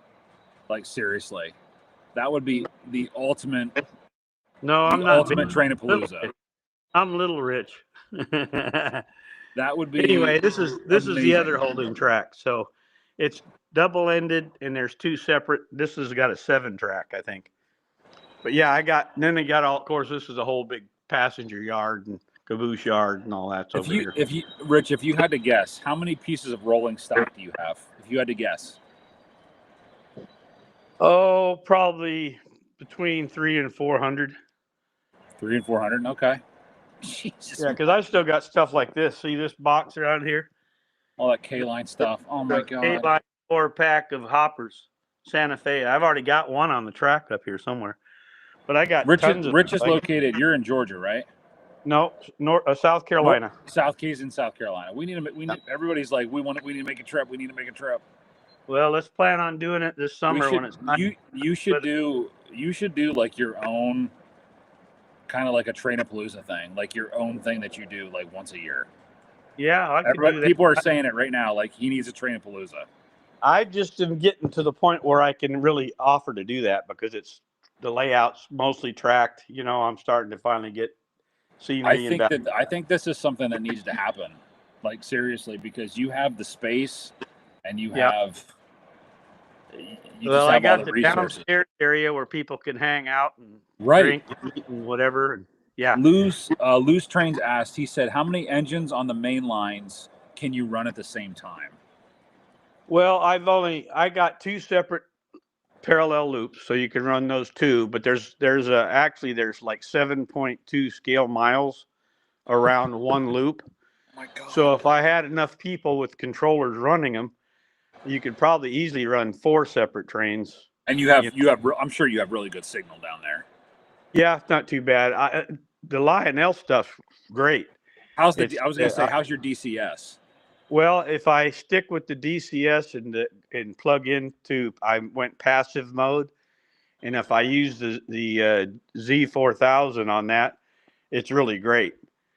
But I switch back and forth because I get irritated as hell that every time you turn power on with the Z4000 plugged in, you have to flip your handles down and bring them back up. Right. And I don't have to do that with my ZW. Captain Andy says, "Where in South Carolina are you located?" I'm in Lawrence, which is about 20 minutes south of Greenville. Okay. Doc says he's going to bring Redding. Oh God, Redding won't look right on that railroad. Well, let's see. It's the Alaska, Santa Fe, and Pacific. So let's see. Does that fit in? And then you got Northeast, Redding, actually Pennsy stuff too. I don't think I own a single Pennsylvania car or a Redding car. Kidding. No. Anyway, you can see that's my whole Alaska collection. Not everything's out there, but most of it. So I do have a Northern Pacific set that somebody sent me and left it for me. Is that a Great Northern up there on the right? Yep. It's a Northern Okay. Pacific. Okay. Do you have the Empire set? Nope. Empire That motor. ain't Okay. that. Some guy. I think I told you before. I had a guy do a lot of my custom Alaska Railroad painting for me, like that Right. bicentennial set was custom, and the other several of the ABA sets were custom. I Anyway, know. he There's had a whole bunch of something stuff. too. I don't think I've ever asked you, Rich. Do you prefer Lionel over MTH, or like who do you like to I like? would say What's your favorite? I have 90% Lionel. Lionel. Okay. A lot of the MTH stuff I got, like several of those diesels over there, are I think maybe 3 of those are probably MTH. The SD70s, because they came out with that passenger set. Yeah. But most, beautiful. I would say just about everything you see over here is probably Lionel. There's 1 or 2, like the Galloping Goose, that's a MTH, and maybe Yo, sure. Yeah, absolutely. Switcher or 2 probably is, but most of it's Lionel. Everything that you see on the layout is, oh, you missed it earlier. Hang on a second. This is my modified MTH that I upgraded to TMCC, my other big boy. Big boy. Okay. This is a PS3 that I just recently upgraded. I ran it on a video not too long ago. 2903. Okay. Do you have any Vision Line big boys? Yeah, that's the one that's, let's see, where is it sitting? It's in the roundhouse. What road number is that? Roundhouse. Oh, actually, no, the butt of it is. See it sticking What out? What road number is that? 4014. 4014. Okay. Yeah, but here's your other engine that you were running tonight. Yes, the 844. Yeah, and I got. I like that. I like that auxiliary. That's an MTH auxiliary. Yeah. Beautiful. Yeah, I got a little bit. There's another auxiliary over there. I don't know if it's Lionel or MTH, but anyway, that whole wall. This whole wall is my SP Union Pacific and a few oddball things. Good God. Do you have any centipedes? Nope, I don't have a centipede. No centipedes. I see those. I love the Kodachromes that you have over there. Those SP's Kodachromes. Yeah, those are Lionel. Those are beautiful. Yeah, one's a dummy and one's powered. Are those tunnel motors? Yeah. Yep. Okay. I have several tunnel motors. You can see there's like 3 in a row right there. I see their SPs there. They're tunnel motors. I like. And I got yeah. There's 4 of them up there actually, and there's some on the layout. I forget where I hit them. They might have run Bloody them nose. They're beautiful. Yeah. I got an ABA set of those too somewhere. Yeah, anyway, I was going to show you. Can you see them from here? That's the other 2 auxiliary tenders. I got the. You have another 840. You have another FEF on there. What road number is that one? Is that 838? That's 844. That's 844 as well. Okay. Wait a minute. This is a Challenger. I take it back. This is a Challenger over here. Oh, there you go. Okay. 977. Your 844 is on the 844 is on the shelf. Gotcha. Yeah. So anyway, yeah, I've got several engines over there that were UP that are. Lou's Train says, "How long did it take you to build this room from start? Lights, shelving, layouts, etc." So basically, from when did you start it till today? Okay, if you go back, coming up this September will be 3 years. Three years, guys. I started building the layout on my birthday 3 years ago. So 3 years, all this is done. Yeah. Shelves, lighting, bench work, all of that good stuff. Do you sleep? I am retired, so you got to give me credit for that. So we'll give you that. You have a little bit more time since you're retired. Remember, I built this place strictly for this train layout. That's beautiful. Absolutely beautiful. And I retired. I retired. What's that? We need to do a Train-a-Palooza there for sure. Yeah, do something there. We'll have to talk about it and plan it more. I'd like, if we do it, let's do it like June, July, somewhere in the middle of the year. Yeah, absolutely. Come down for a couple days, and that'd be wonderful. Yeah. Yeah, that'd be cool. I'd be more than happy to do that. And like I said, I got a coffee bar up here, but if I turn on the pot, it pots my circuit breakers because He's got a I didn't coffee plan bar. I didn't plan enough plugs over on this area. Everybody. Rich he's a barista too. He's like a little Starbucks in his train layout. Yeah, I got that. Then I got a little refrigerator here. We can definitely put beer in it. Right now it's water and ice and Ices. Oh yeah, I love those. Beautiful. I love the color of that too. That's nice. Yeah. So anyway, yeah, I'll stock up with all that, and we'll have. I got a barbecue grill. I think we're done up here, aren't we? Any more questions? Yeah, we're gonna, guys. We're definitely gonna have Rich back on. We're gonna go a little more in depth and have him on once a month, see his updates, see what he's doing, and follow his story. And we're gonna try to make an event happen down in South Carolina. Get down there and hang out and have a good time running trains. Well, you can see on the upper shelves up there. Boxes and boxes and boxes, baby. Yeah, these are all pretty much empties. There's a few things that I have that may be like doubles. I think I had 2 or 3 CP rail cabooses, same road numbers and stuff. But anyway, and then this area is my workshop. We have a bunch of guys, man, that are like that want to come down. So they're like, I'm in for food, you know. Okay, cool. You know what? Count me in. We should definitely. Dell says I'll bring the beer. They got my email, right? Yeah. So what we'll do is maybe Rich and I. What we'll do is when we get off of this, maybe in the next couple of days, why don't you and I start talking, and okay. Let's planning something because I mean it is January. Maybe we can get something happening this summer. Yeah. No, that'd be good. Give everybody excuse to come down in the summertime and run some trains and check out the area where live. And that'd be great. Not planning on going anywhere June or July. I may go up to Alaska for a month. Okay. In like April, May. But anyway, this is my 3D printing stuff. Oh man, I'm gonna have to have you 3D printing stuff. Can you do like custom stuff? Like if I like sent you like a blueprint or like something like a house, can you like make it?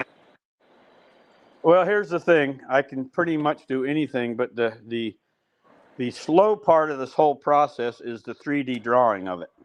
Right. It's got to be 3D drawn, and then it's got to be sliced and put into a file that the printers can do. Anyway, this is that little hinge that I designed. Yeah. Oh, yes, right. Sure. It's got a 2-piece. And the cool thing about it is, here's how I'll set it up. It's got a file that's loaded in here. So I just go up here. Of course, everything's backwards, but I go down to the cache folder, which you can see it's backwards. And then down here is the hinge assembly. Yeah. And I say OK and hit print. And now it'll print another copy of this little hinge. And what I'm doing is you can see the pile that I got going right here. Oh, my God. Once I get enough of them together, I discovered that the Atlas N scale track pins, can you see those? Yes. They have a little rounded bead on top, right? Right. So I use that in there to hold as my hinge pin. Here's one that's put together. See if I can get it in focus here. Anyway, you can see that it's hooked together. And there's it's hard to tell because it's so small. But there's the rounded bead part is on the upper side. And so what awesome. I do is I put the bead in on one side and then I reverse it for the other side. So there's a left and a right hand hinge. But I just stick that little pin in, clip it off, and put a drop of super glue in it. And so what I'm going to do is sell those hinges for, I'm going to make a bag of 16.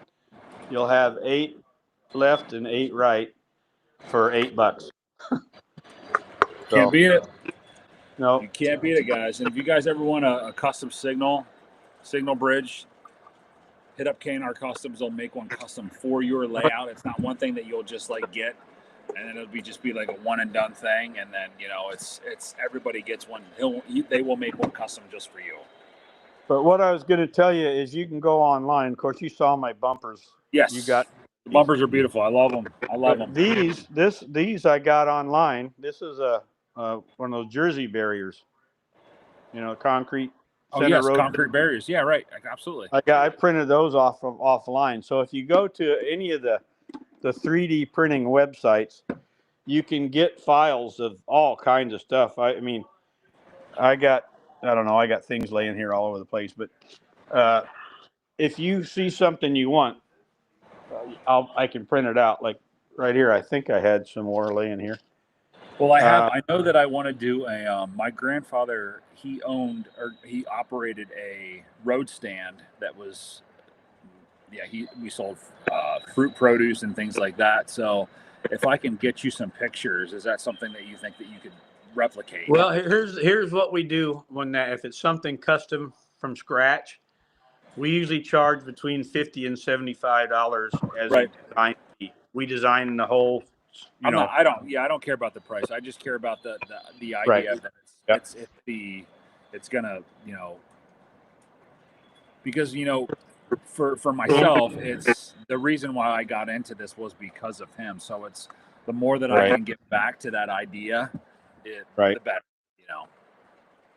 Well, we certainly can do it. I mean, I go to my brother and say, "Hey, I need some hinges," and he sits down and draws the stuff out. But some of these things take minutes to draw, where some of the stuff like the wall for a house or something may take an hour to draw or something. But yeah, for sure. Anyway, my brother does all the design work. I can do it. Yeah, Ken does a lot of that. Since I moved down here, I haven't done any of the drawing. This is my military I love me wall. I love it. Yeah, and this is my guest visiting bed. It's 2 queen size bunk beds. Dude, I mean, Rich, you don't understand. Like, we have a bunch of guys on here that want to do.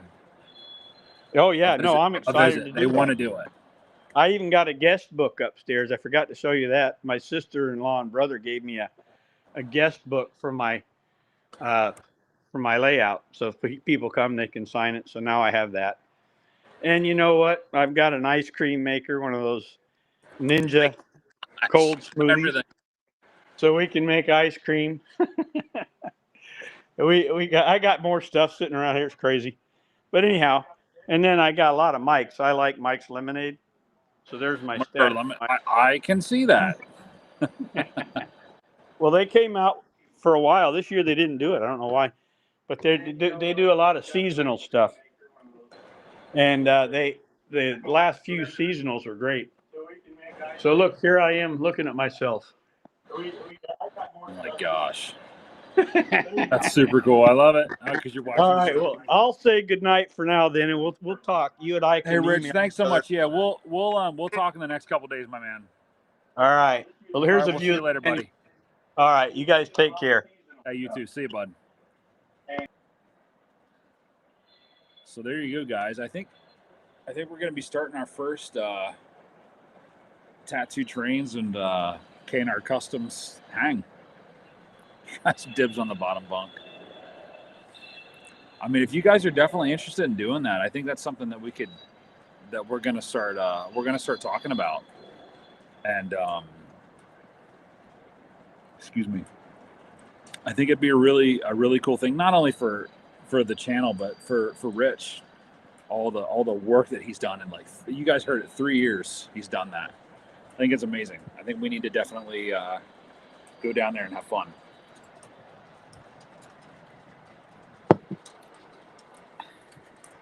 Who says I don't think anybody else on their stream tonight? Hey, dude, I don't care. I don't care if it's a 4x8 sheet of plywood. It doesn't matter, man. Just as long as everybody's into it and they're having fun. I'm gonna have Maddie C on here. We need to have Maddie C on definitely soon. Lou, we need to get you on here. I know you've been on a couple streams with Mike and those guys, but we need to get you on here. But yeah, it's I think we have a cool thing going on. This community is amazing. Yeah, Dathan, we definitely will. Like I said, I think we're gonna try to plan something.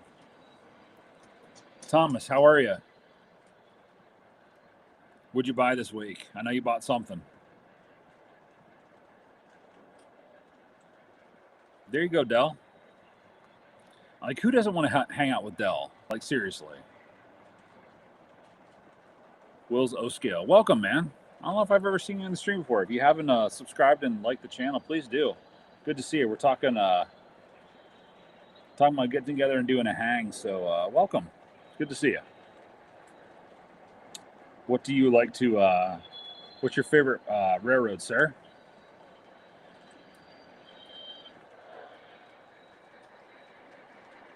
Nice, Matty. You got some scenery done. Very cool. So yeah, with Rich, we're gonna get together, Rich and I, and we're gonna set something up, and we're gonna do an event. We're gonna do something cool.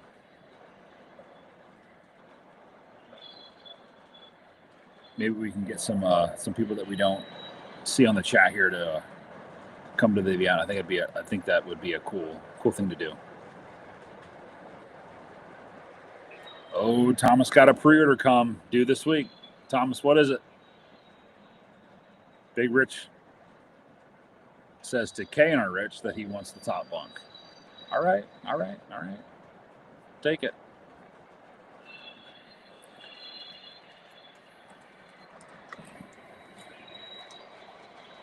But how cool would it be to take some of your engines down and run it on one of the coolest layouts?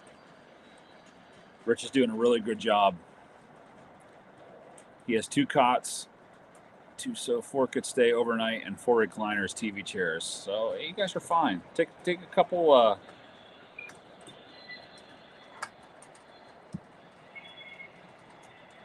Take a couple blow-up beds.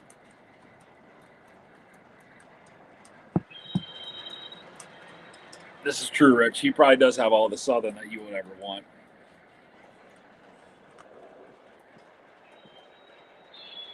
Oh, you got the Atlas heavyweights. I got the Atlas heavyweight Western Marylands coming. So you and I are both in the same boat. Very nice.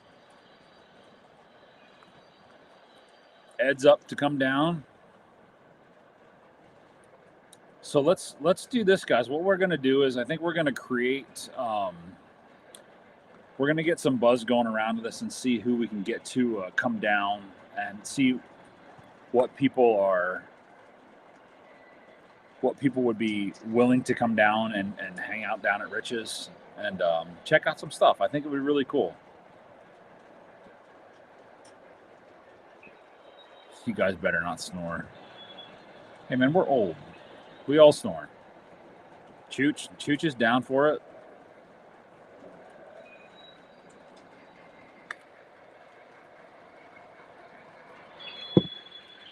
You're right. Exactly. We all snore.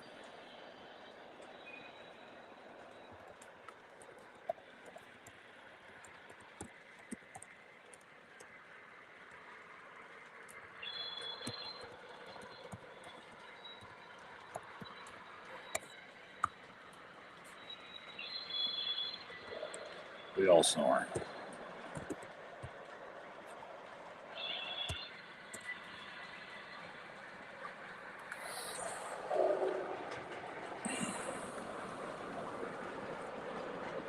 So for those of you who didn't see, we had Rich on doing some stuff with him. Probably get some sort of a hang going on with that. I think it'll be oh, dude, Legacy Station. There you go. We can make a whole weekend out of it. Legacy Station's 2 hours from there. We drive it to Legacy Station, buy some stuff at Little Rich's, the Little Rich gathering. Will's Oskio. Thank you, man. I appreciate that. Yeah, hit that like button, guys, if you haven't already. We're at right around 689 subscribers. Looking to get a little. Let's get to 700. If you haven't subscribed to the channel, please do. Got about 40 people in here, roughly, watching still. Means a lot to me. For those of you who joined late, we are running the Pennsylvania M1 6871 that I just got last week, and the infamous 844 Union Pacific FEF with some Union Pacific passenger cars.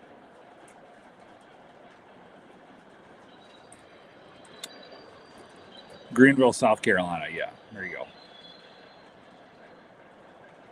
Rich says he'll have beer and wine, coolers, do a cookout, do some food. Have lots of fun.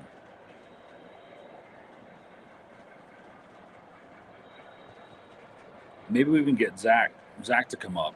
He's not too far from there. Maybe he'd come up for that. That'd be great. It'd be good to hang out.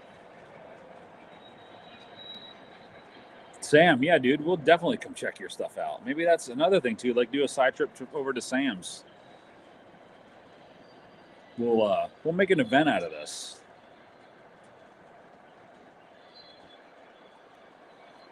Loving them trains. Have you been in here the whole time, or did I miss you? You're just not. You haven't responded, or you haven't said anything in a while. That's all right. Ice cream, Big Rich. That's all you care about is ice cream. Really? What kind of ice cream do you like, Rich? You better like vanilla. Canard's got a big gas grill, natural gas. Cook up a storm. Lawrence, South Carolina. Look up on map. Zach's about 8 hours away. We'll fly him in. That's fine. He's fine. He'll be there.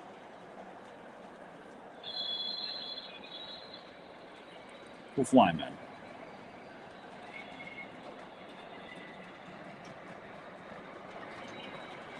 So like somebody like Rich has like an actual really good layout that's like gigantic. For me, it's a little bit smaller and a little bit more intimate for maybe like 2 or 3 people. But when you get to a layout it's the size of a building, you can do some cool stuff.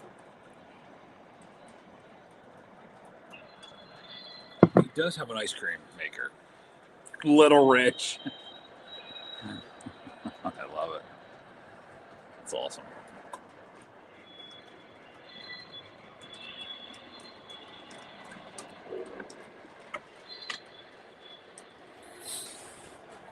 That's awesome.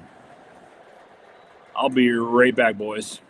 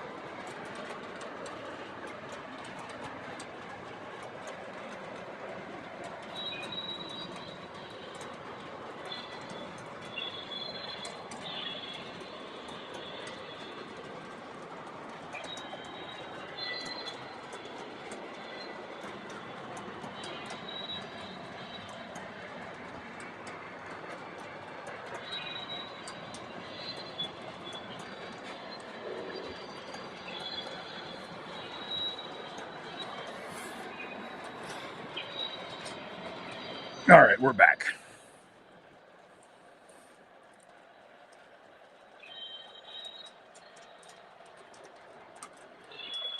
Everybody's talking about this event here. There you go. Full weekend, guys. Friday to Sunday. Rich, we're going to talk about this.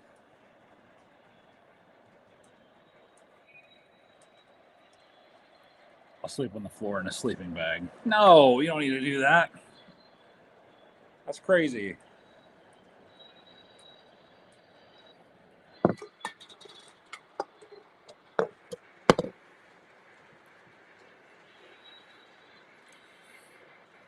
Well, my wife's definitely going to come down, for sure.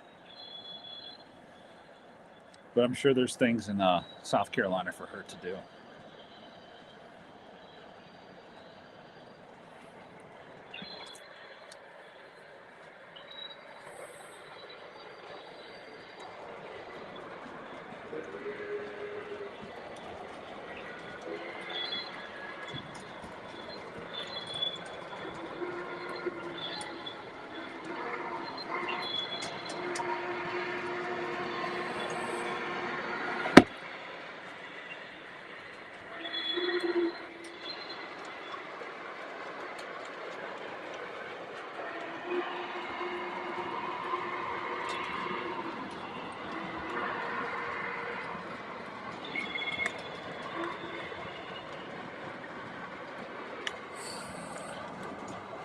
Shirts made.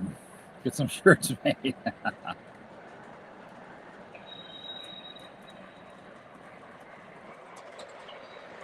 We got a whole big event, right?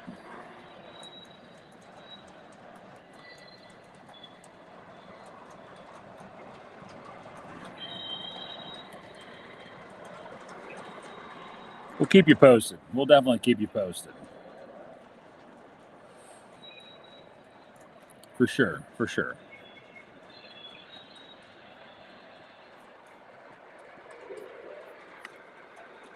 Does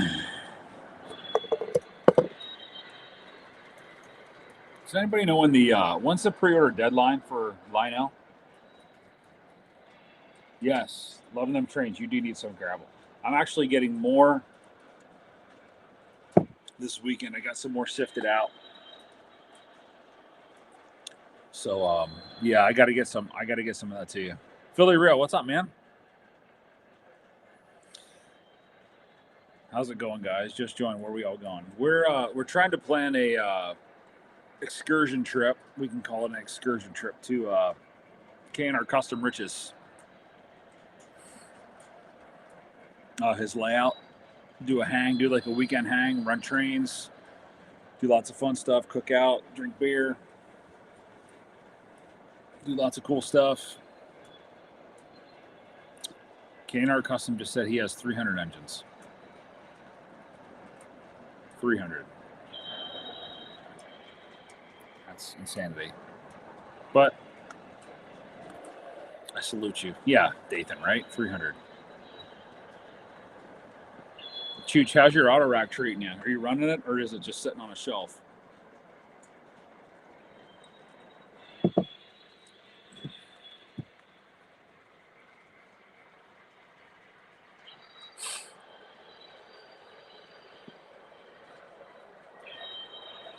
Yeah, dude. K&R, yeah, Rich he's got a big collection.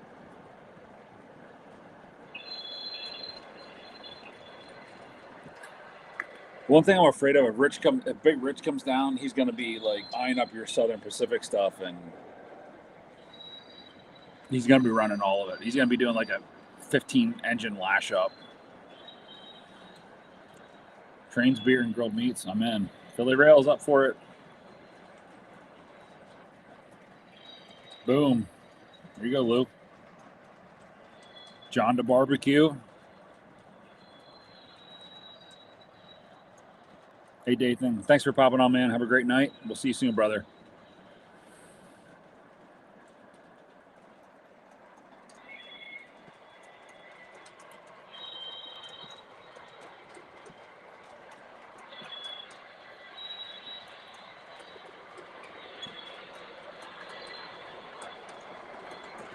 We are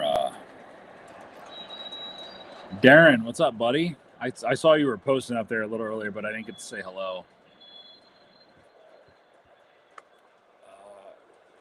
The gravel that I use, Rich, I actually I go to a local quarry and I sift it down. So here's actually some of my. In front of me is my dust. It's not really dust, but it's very, very fine. I showed this on the last live. It's this is what I use for maybe like ballast around tracks to do filler inside of like some maybe like medium size stuff, but I have some medium size that I have. But I use this, but I also use this in like roads. So like a stone road, or like an off the beaten path road, I use this stuff. And I have an entire bucket full of it. And like I said, I get it from my local quarry. It's a screenings, is what it is. And then I just I sift it down into different sizes, and it works great. For what I need, it works. It works absolutely great.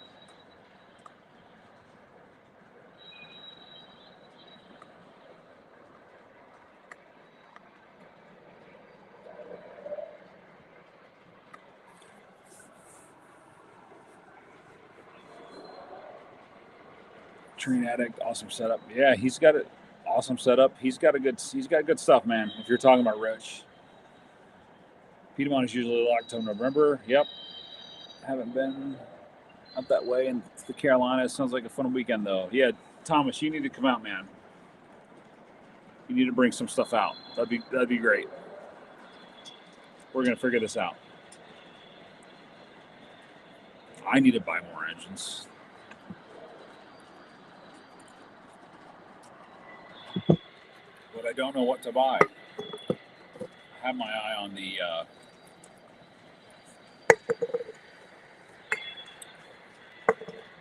Reading and Northern Pacific. This is Pacific 462. Custom run that Muffin has. Nice engine. Legacy Station. Is this on our website? 2026 Volume 1 pre-order deadline is the 17th. So we got a little bit of time yet. Got some time. Choose wisely. Choose what you want wisely. Bake it in the oven. There you go. Harbor Freight carry-on case. Yeah, Thomas. There you go, buddy. We should rent an RV to carpool down. Doc, if you go down, man, like, I know you're down at the club. Doc, how often are you down at the club? The Lower Susquehanna Valley. I use Michael's riding gravel within scenes and stuff. Yeah, man, I'm telling you, Rich, you need to use some, get yourself some, I don't know if you have a quarry nearby, but usually you can get screenings for like dirt cheap or free.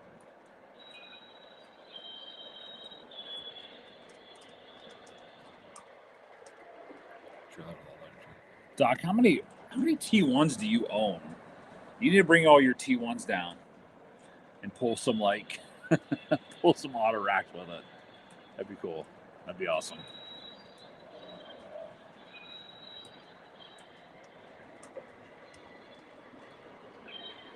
See, he's got it all figured out. This might be the first annual, man. Ohio, thanks for coming on, man.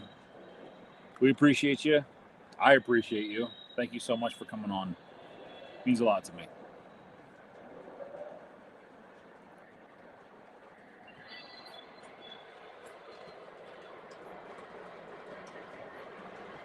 And you try to be there every other week. I got to get my dues in, man, because my wife and I are going to become members. 6 T1s. And you didn't order a single line on one, I bet you, because you're MTH. Good, Mad Mike. Dave and Buster's. What are you doing? Was it family night?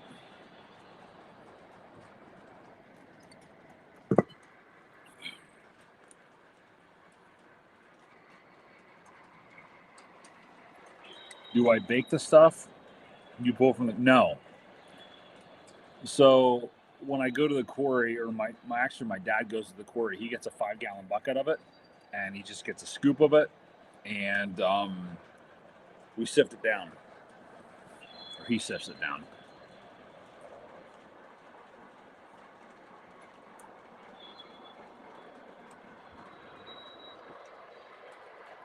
We don't need to worry about that, Rich. We'll take care of that.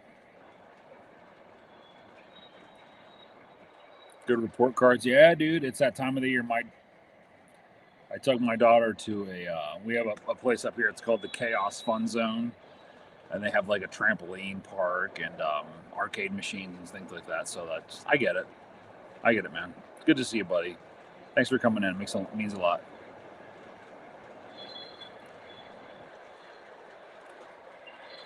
Doc, so you mean to tell me you're not going to get any of the new Lionel T1s? None of them. Even I'm thinking about the Allegheny one, man. Just because I have a picture of it over on my wall over here. And I asked my wife, this is what I typically do. I typically ask my wife to say, hey, I want to try to make things that or bring stuff into my layout that has some sort of a meaning. And she said, you should just get the Allegheny version. So I might get the Allegheny and then maybe get another T1. So I'm looking at maybe 2 T1s.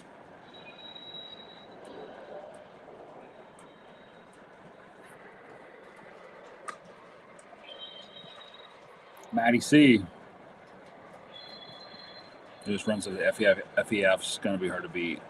41. I don't know if I've ever looked for that one or seen that one.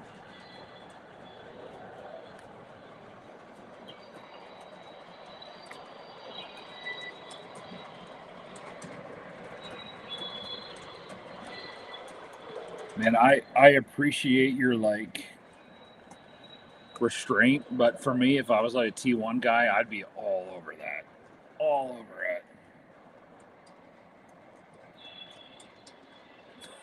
it. I never asked the wife. 2 Alleghenies, Mike. Well, no, I'm talking about the Allegheny version of the T1. That's the Allegheny on the tender. They ran that to Pittsburgh, which Mad Mike should have that. There's no reason he shouldn't have it. Sedano 1604 on gloss. No, man, I'm not doing. I already have my Allegheny pre-ordered. I got 902, the Virginian. Oh, that's gonna be beautiful. The 1604 is gonna be nice too with the gloss, but I don't want the gloss. I want the Virginian 902. It's gonna be good.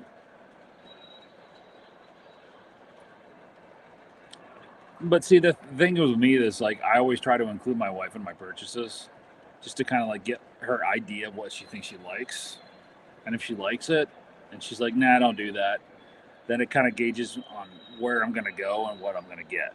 So, no, 1 Allegheny, easy, Tom, easy. I don't have unlimited funds, bro. 1 Allegheny and 2 T1s.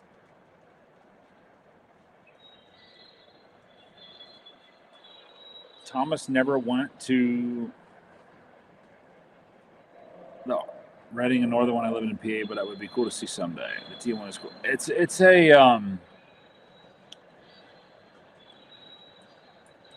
I know a lot of people say this, and a lot of people, but the T1, when you hear that thing moving and getting up to speed and things like that, there's just nothing like it, and that just doesn't go for the T1. That goes for every steam locomotive. But yes, it's a beautiful thing.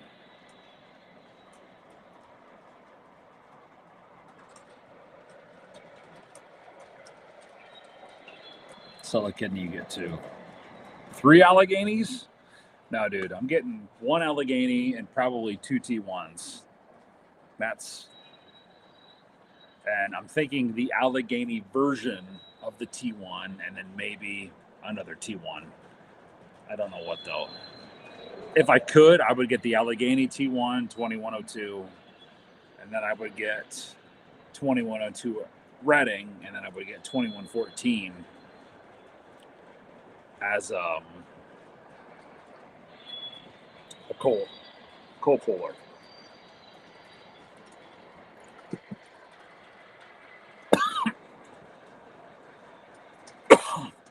Seven come 11. I was talking about you earlier. Did you sell your Dreyfus?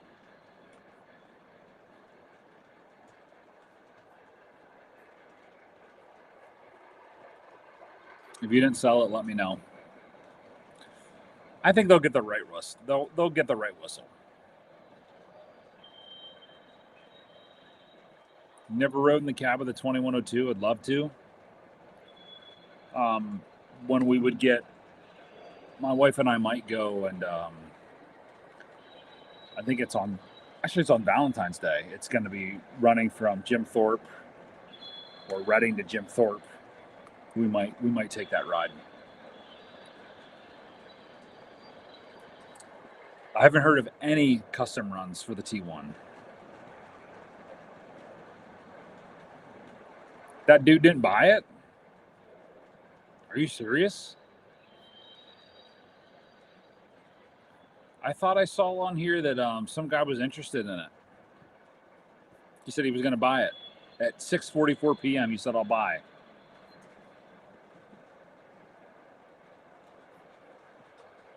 And can you tell me why you're selling it? You just don't want it anymore?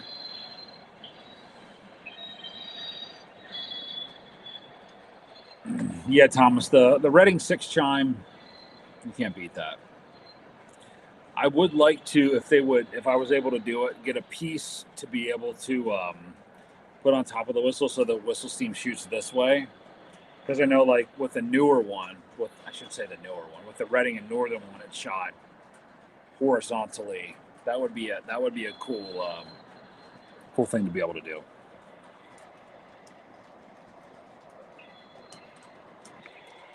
Here's a question. Does anybody know this?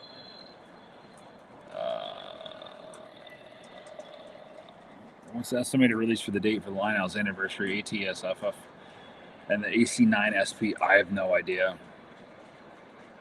I would think soon.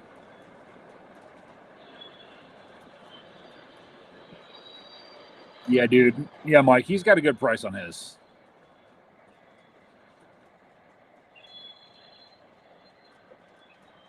Yeah, I don't think Muffins is doing a lot of custom runs. I think that he's kind of like starting to learn that custom runs, you're going to get a couple people, but you're going to get stuck with them. So, especially when people were talking about the SD40-2s, the Lionel mentioned that they're going to release more of them in the future, but what does that leave for custom runs? You know, you got to be really careful with that, especially with the tooling and things like, not really necessarily with the tooling, but you got to be careful that you don't do too many, you know, because Lionel's going to be like, well, we're going to do that, but we're going to do it and maybe down the line, that kind of thing. But it's tough.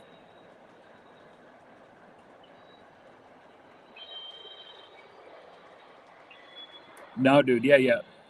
7 come 11. Yeah, he like 640, something like that. Somebody said he'll buy it. Yeah, check the Lionel site, Thomas. Absolutely. Check the Lionel site for the delivery. Nothing from the new catalog, I believe is listed as what's going to be delivered yet. The only thing that I do know is like the stuff that's previous. So like if people for the K4s or things like that, I think they're looking to be like an August release, if I'm correct.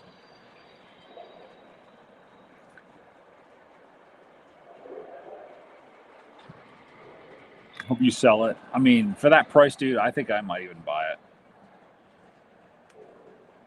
Don't raise the price. No, I might buy it. Muffins, this damn Monon. Like, he can take that damn Monon and just go somewhere else with it. Who wants Monon? I'm going to ask you one question. Who in here wants a Monon? I'm going to go ahead and answer for you. Nobody. Nobody wants Monon. He's got 26 of them, actually. 26 of them.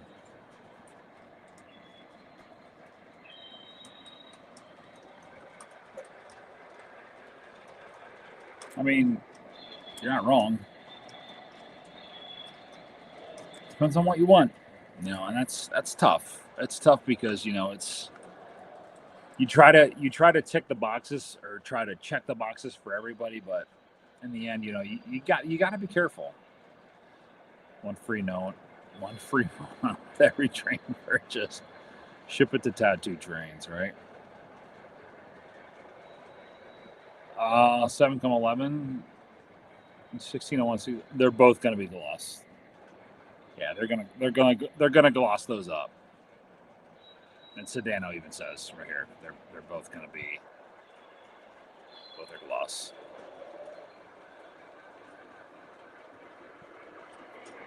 Tom, and he's just a comedian. Canard Rich got the overnight set with the AC9. That's gonna be a nice set.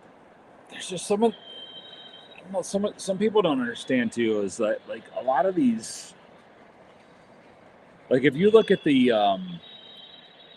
catalog here and you look at like the T1s, for instance, the Delaware and Hudson, that's gonna be an underdog. That's gonna be an engine that I think not necessarily people are gonna want, but it's gonna be a rare engine, and it's really cool. It really is. I'm glad that they're doing that stuff. Custom Monon Allegheny. You could buy me a custom Monon Allegheny, and I would send it right back to you. I don't care if you paid for it. Monon passenger cars.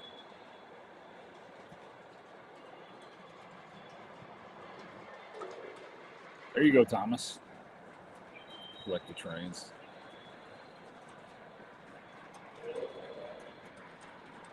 He doesn't want the caboose. Let him know. Let Tom know.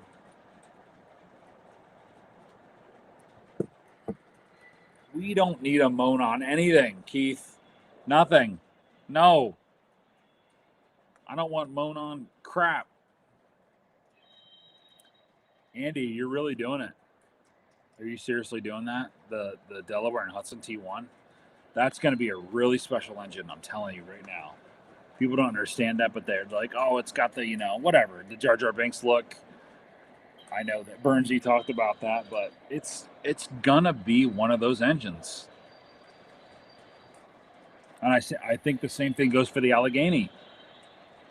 The Allegheny version of the T1, that is.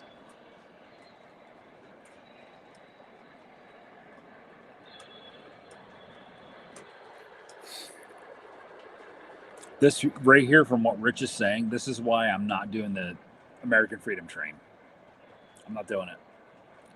There's too much. There's way too much. There's too much offered.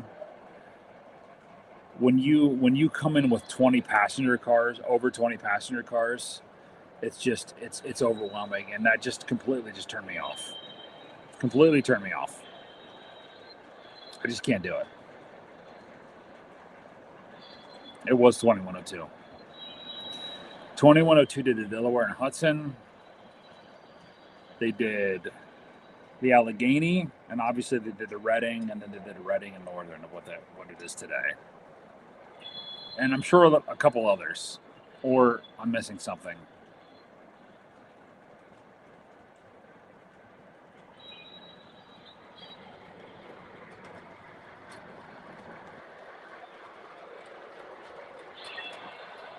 Well, of course, dude. It's definitely a Blue Ridge. Absolutely.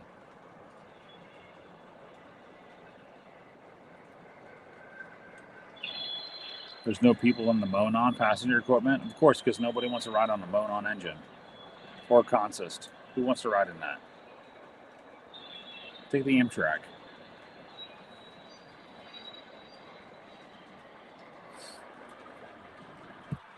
But I'm debating on Reading 2102, which I think I might want, and the Allegheny 2102, which I'd also like to have, and then the 2114.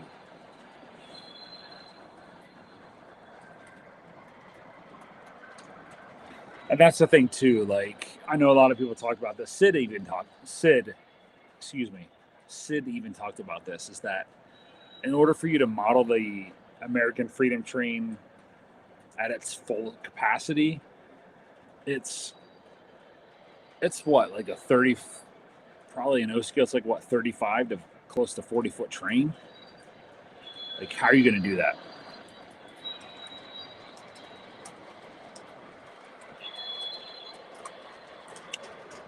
Is the Virginia Allegheny you want prototypical? It is prototypical. They did call them Blue Ridges, but it's prototypical.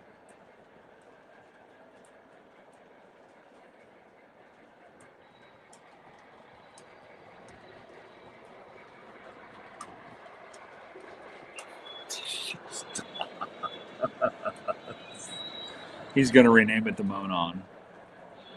He would. Radar says, put me in a nursing home. It's just, yeah, dude, I don't know. I got to start thinking about getting my pre-order stuff in.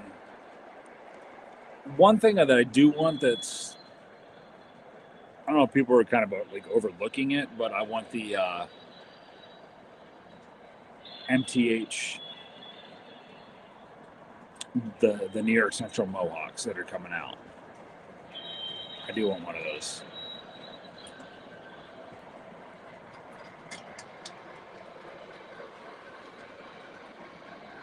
Yeah, Rich, it's really hard to model the actual real thing when the real thing had like what, 30 cars.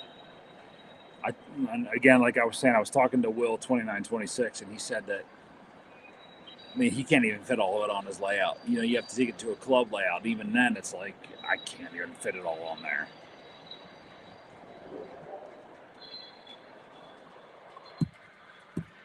It's a good budget to have, $1,000 a month.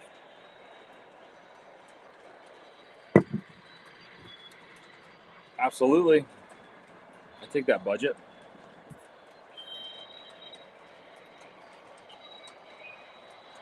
Big Rich, he's gonna throw up. Get him a brown bag. He's gonna throw up.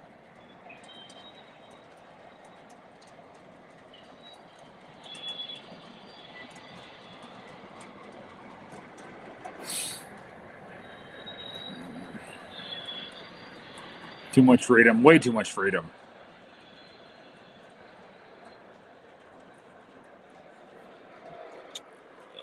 Let's go, Keith. Keith, my friend.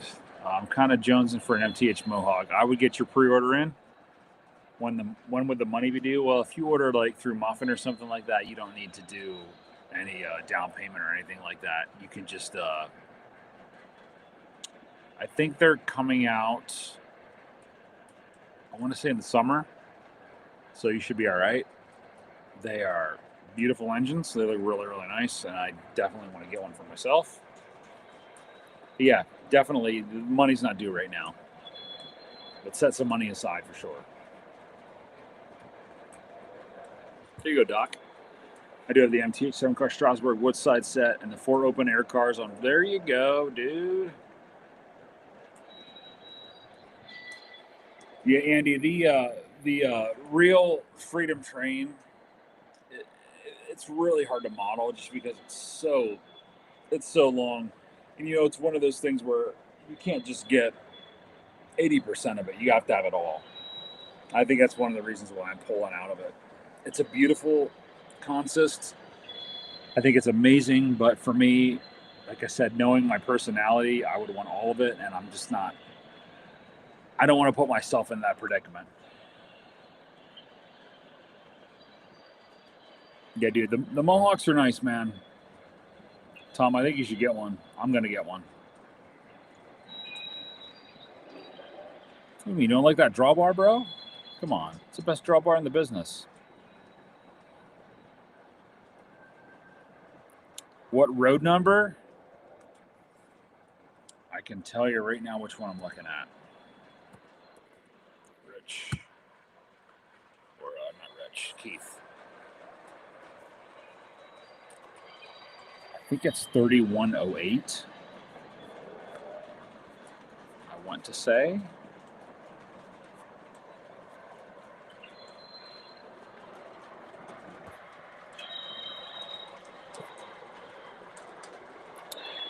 $3108. I believe it's 3108.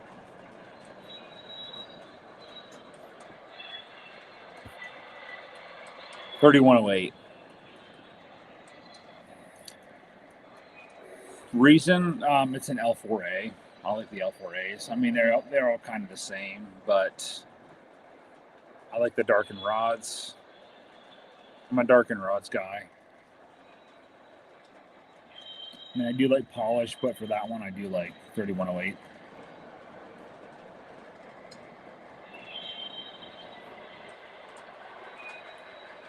Muffin Sun sending you a new one.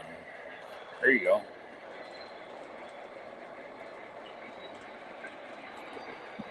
Yeah, Rich. I think, like I was saying earlier, it's way too much product to be released in order for someone to be like, you know what? Because what's going to happen is you're going to get the engine, and you're going to get some cars, and maybe that's your budget. And then what's going to happen is that you're going to look for those other cars later, and you're not going to be able to find them, and then you're going to get frustrated. So, if you want to do the American Freedom Train, I might suggest holding off for third rail. I don't see third rail being like, hey, we're going to drop 20 passenger cars on you and be like, hey, here's the whole thing. If they would have dropped it and released it in sections and saying, being like, maybe last year they said 2024 big book, we're getting ready for the 250. And they said, we're going to drop 8 passenger cars. Cool. And then throughout, maybe on the pamphlet or something like that, later on in the year, they drop maybe 4 to 8 more. Then you're at 16 already. And then when you get to 250 this year, it's a little bit easier for you to swallow that. But to be able to swallow 20 plus passenger cars and then have to get the engine, it's just too much. It's too much. Hey, Captain Andy, thanks, buddy. I'll check your messages. I saw that you sent me something. Enjoy your evening, buddy. Have a good night.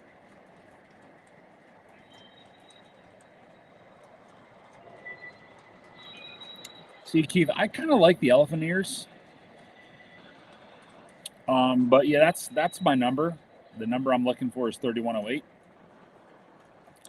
And as of right now, that says that they're going to be released around July, August of this year, which we all know that's going to be later.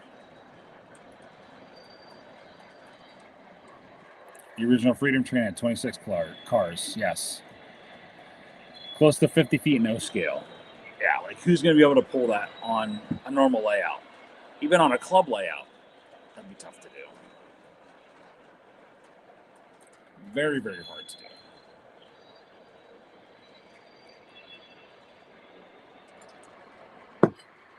But, I mean, I understand people wanting to model it. And if you're going to model it, you're going to want to model it right. But for most people's layouts, it's not going to be something that you're going to be able to fit the whole thing on it. But again, if you're into it, by all means, buy it. You know, I think it's fantastic. If you can do it, if you want to run a little bit of it, if you want to run all of it, or if you want to display it, whatever it is, whatever you're into, no, nobody's here to judge you. You know, get it. If it's what you like, it's what you like. Do it up.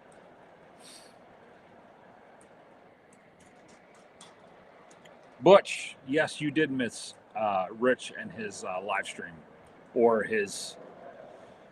We had him on as a guest here tonight.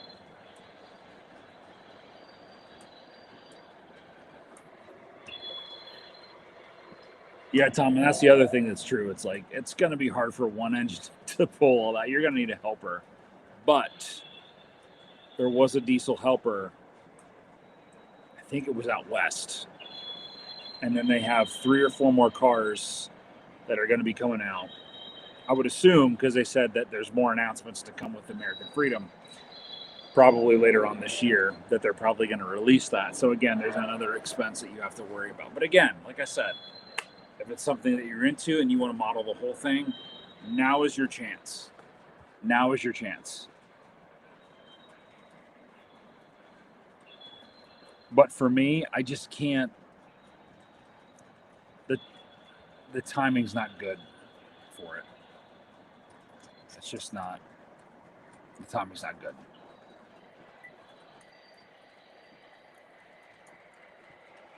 You win some, you lose some, I guess.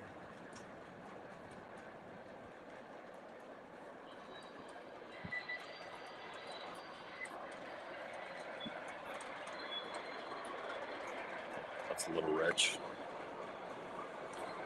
Yeah, Butch, go ahead and watch a rerun, man. You can check out some of the stuff that K&R Rich was doing. We're going to be planning an event here soon. Hopefully we can get a bunch of people to go down there to run some trains.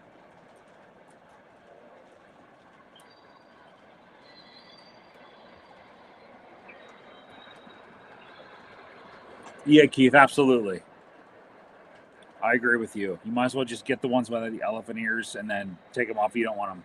That's definitely one of the ones that I'm going to be pre-ordering.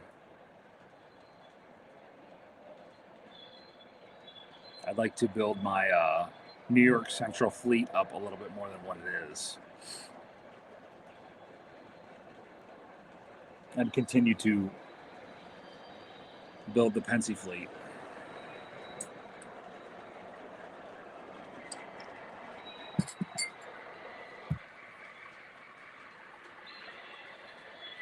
Now that I have 2 M1s, I need to get some I1s. I have no I1s.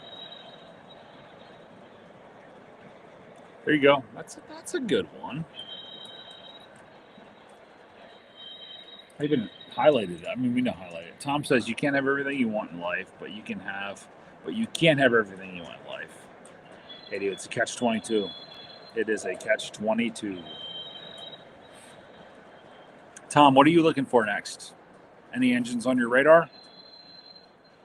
Or rolling stock? Anything? Anything that's suiting your fancy in the next couple of months?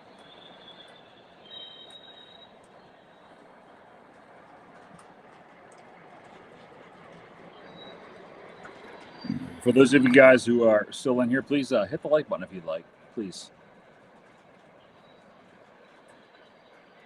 Yeah, Lou, I'd like to get an I1 as well. I'd like to get 2 I1s.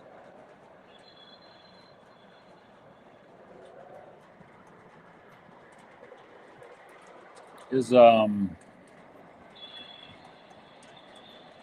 7-11 is still in here?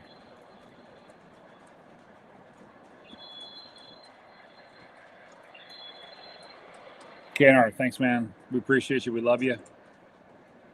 Junior Elias, we're gonna figure it out, buddy. You and I will talk, and we'll try to get a census of what's going on.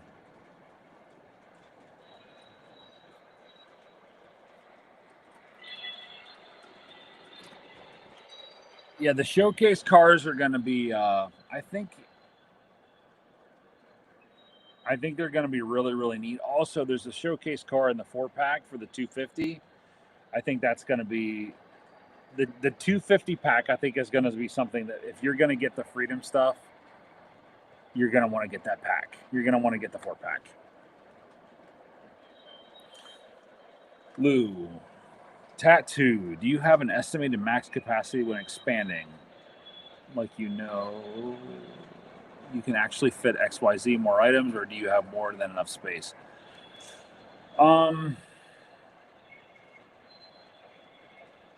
That's a good question.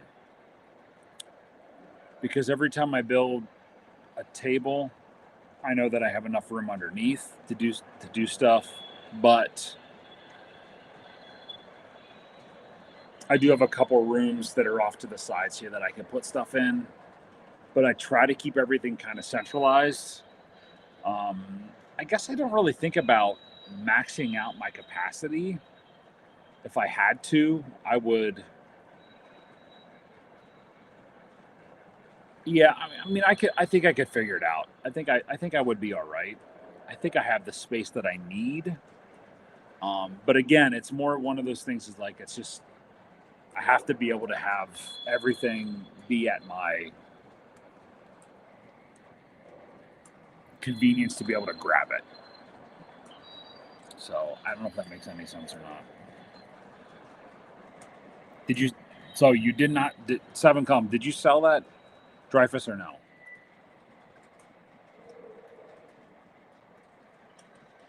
There you go.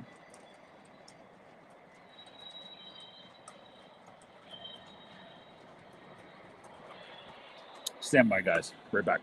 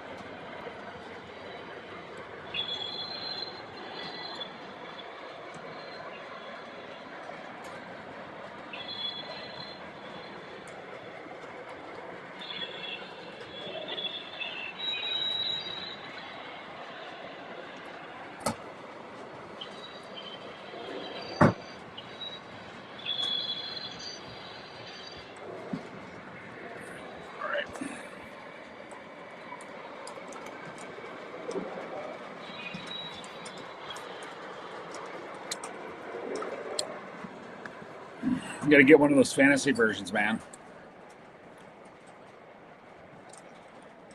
You like those fun color ones, man.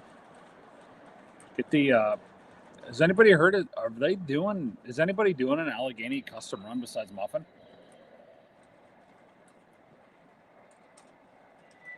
Yeah, dude. 7-11. Let me know. That's a nice engine.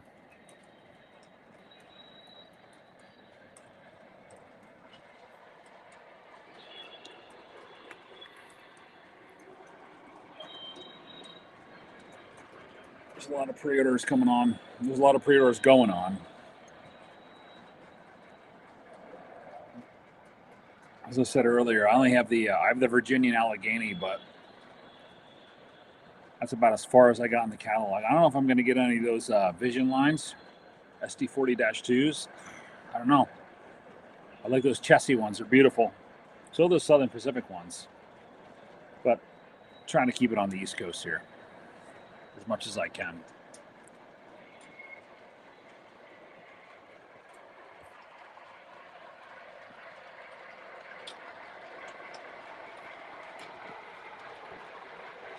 We're at 690 subscribers, guys. I gotta get let's get to 700. Can we do it?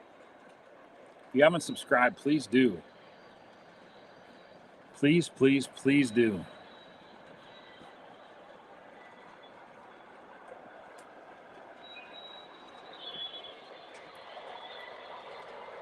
Hey Don, thanks for being on here. We'll have to get you on here one of these times. Check out your layout. Check out the stuff you got. We'll see you on the next one, buddy. What happened last week? I mean, why didn't I stream? I had some other stuff that I was doing at the house here that I had to give 100% attention to.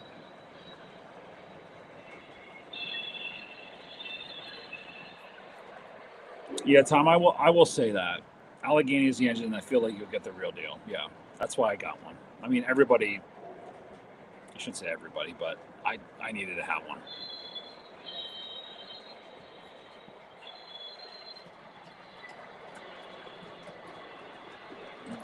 Don't do it then, man. Come on, Keith. If you don't need to do it, don't feel bad. You should never feel bad. There are worse things that you could, spend your money on. Hey, man, I might be interested in that. If it's 54, 52, I might be interested. Not 100% yet. I have to do some thinking, but maybe that if that guy buys it, great. If he doesn't, we'll see, man. We'll see. I already have a Weaver one that I'm getting as well. I have 54 right now, but hopefully that goes through and you sell it, and I don't have to worry about it. We'll see. But you never know. You just never know.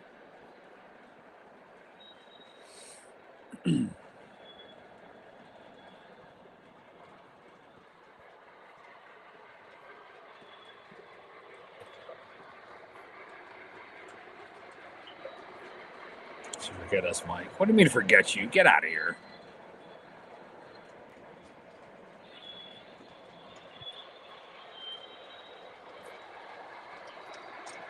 Never forget you guys. Ever.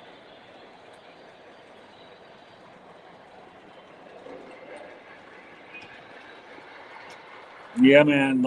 Don't go off your gut right away. Wait.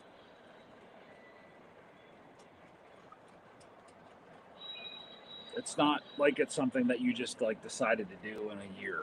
It takes time. TDKC, I know you said you were looking for an I1 or two. I have the Iron Hippo set, which I have mulled over parting with, but I'm still debating it. Send me a text, man, and maybe we can talk about it sometime. Oh, geez, Thomas. Send me a text.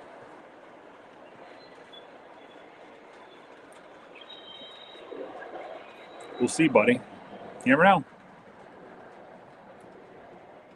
Look at Dog. He's just coming in. He's coming in from the left side. A woman using you. The trains always give you back happiness. Jesus mighty. Keith says these live streams are the only thing that makes me feel normal. Seeing KNR's set up normalizes it. Hey, we got to keep you grounded, man. Keith, we got to keep you grounded.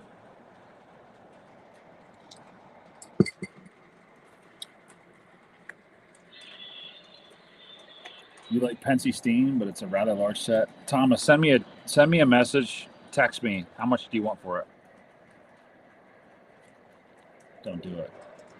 Oh no, Mike, I got a Dreyfus unlettered, so you can put mode on it if you want. You could trade me for the 37. I'm not gonna remember my 3759. I love that engine.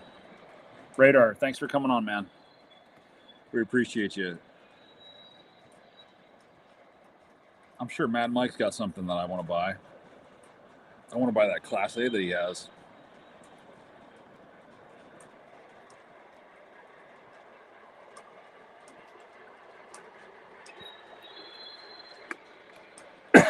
Wow.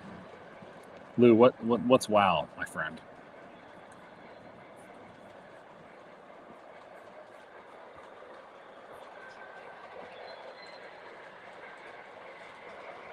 Did anybody in here order a K4? I feel like no one's ordered a K4.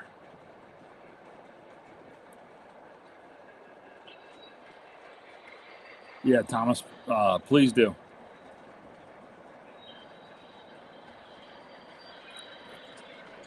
Well, one thing I need to do is I need to get Mad Mike and Jeremy up here.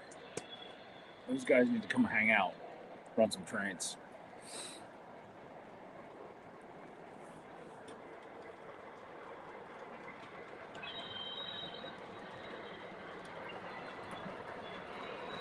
Oh, Rich, was there somebody on Discord that has a Class A for sale?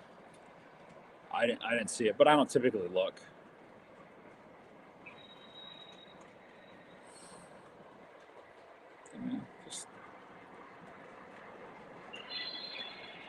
Yeah, man, absolutely. That's a great way to look at it, Lou. Thomas, you ordered 1361. Very nice. Tom's got nothing on order. We need to get Tom to buy some engines.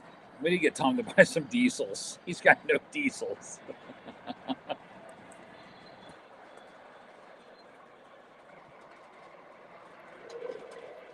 You ordered the K4 diecast. What road number, Keith? And Doc, which one did you get? I got the Broadway Limited set with 10 passenger cars, but I might want to get another K4. These hybrids are a lot. It's another $500 or $600 for a hybrid. They're beautiful looking, but I just can't see spending $600 more for a hybrid.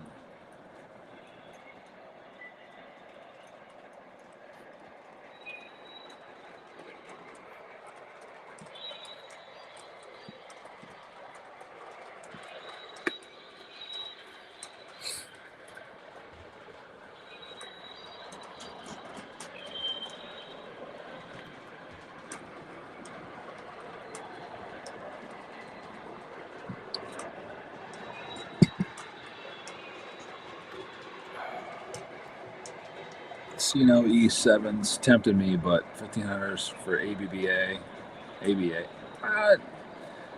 It is a lot, but you're getting a lot of locomotive for that, Tom. You really are. Doc, come up. You can hang. Bring all your T1s. All your 16 T1s that you have. But I'm gonna plan a hang up here, and then I'm just gonna put a date out there, and for whoever can come up.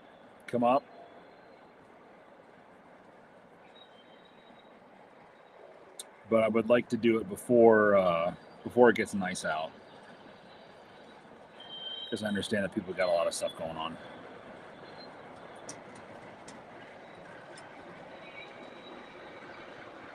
Nice. Chooch has got a brass K4. Very nice.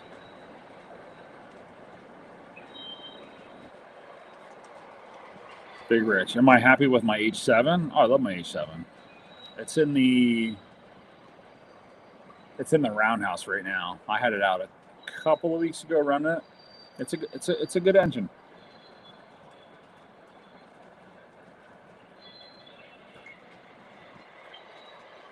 Well, buy it. Buy the damn thing. Those E7s are beautiful.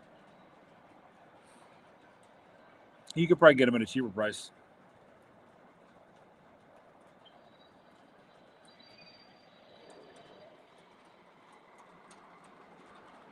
It's like one of those, catch-22 things. It's like, do I wait? Do I pre-order it? Do I order it? Do I wait a year? Do I wait 2 years? Maybe it'll pop up later. You never know. You don't. It's a gamble.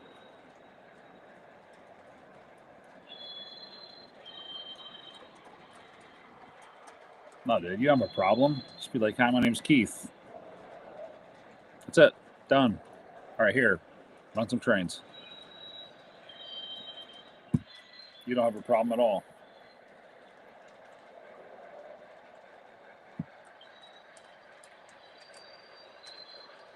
I will say that I'm surprised that I do not have one single squeak tonight.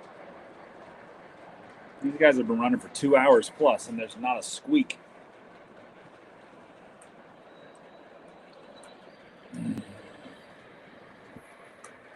We need to get Tom to buy an M1. That's what we need to do.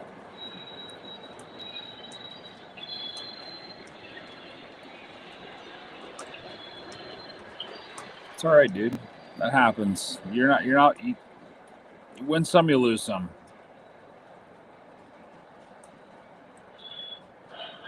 That's a good point, Mike.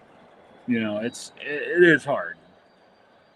Like you can find one, but I mean, I wouldn't wait like 6 or 7 months or a year. Like if you know that you're gonna want it, just grab it.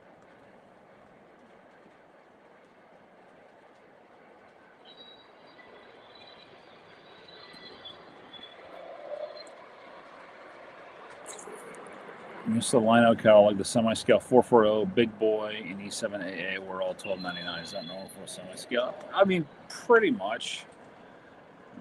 Those big boys, they're gonna sell a lot of those. The big boys will do well just because it's semi-scale and it's. I mean, granted, the price is still $1,300, but pre-order price or maybe street price is what, 1,100. 1,000 if you could get one. I'd probably say like 1,100. They're gonna sell a lot of those for sure. That's just my opinion. I could be completely wrong with that, but I would think that they would sell a lot of those because people have been not necessarily asking for them, but even that Polar Express one, they're gonna sell that. They're gonna sell a lot of those.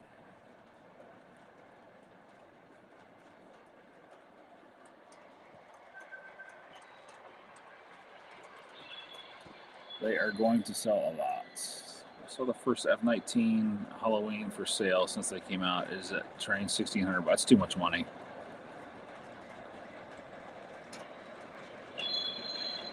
F-19s, yeah, that's way too much money. You shouldn't spend over $1,100 for an F-19. They're just getting it because of the Halloween scheme. Train World's good for doing that. Here's Doc doing a flex. I have 5 K4s, number 12 post-war pilot, 1737 and 5494 pre-war pilots, K4 torpedo, which was my first MTH engine, and RK1361, still PS1. Oh.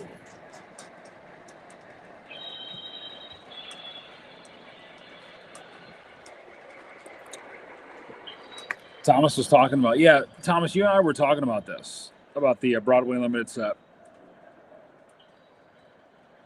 The 20th Century Limited.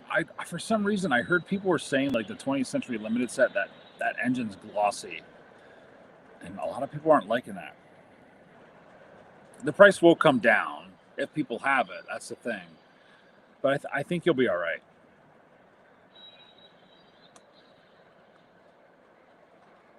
Halloween Train is a badass with the cars. If you're into that thing, for sure. Lou says, I collect some Line Master, but I'd almost rather find the Legacy Line Master Big Boy from 2012. Yes, I agree with that.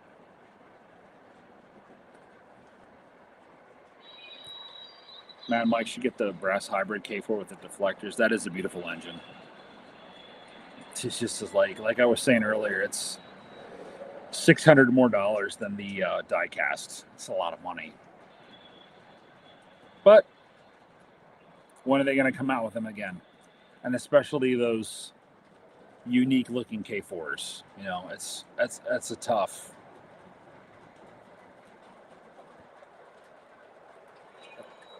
It's just tough. I like $53.99. If I had to get a K4 that was a brass hybrid, it would be $53.99. The post-war one. It's a beautiful engine. But who's to say I won't get another one? Yeah, it won't. Yeah. It just won't get made again. Loving them trains. Thanks, man. Appreciate you a lot. We'll see you on the next one, my friend.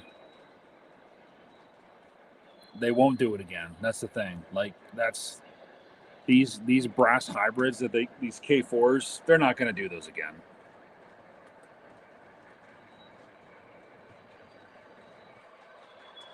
Oh, Craig. Good for you, man. Got the Vision Line blue Vanderbilt today. Gorgeous. Matching fashion cars arriving tomorrow. Good for you, man. Good for you.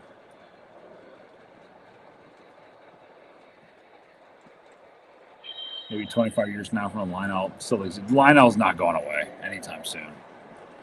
Come on, Tom. You know that. You know it.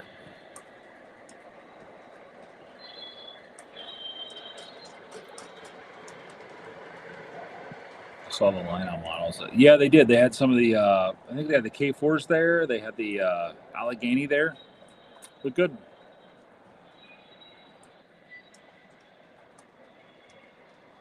Craig, I'm a little jealous, man, that you got the Vanderbilt. Send me some pictures, man. Mike, are you going to get any K4s? Since you just said they might not do them again. Are you going to get any? I think you need to get some, man. Or get one, not just some.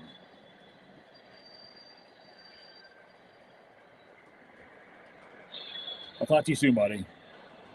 Send me a text. We'll talk soon.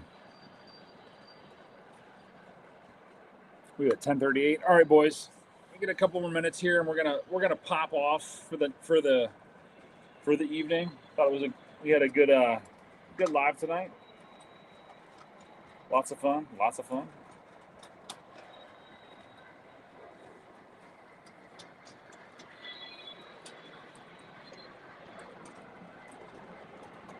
Yeah, Lionel's not going anywhere. They're the OGs. They're not going to go anywhere. That's like Ford or Chevy. They're not going anywhere.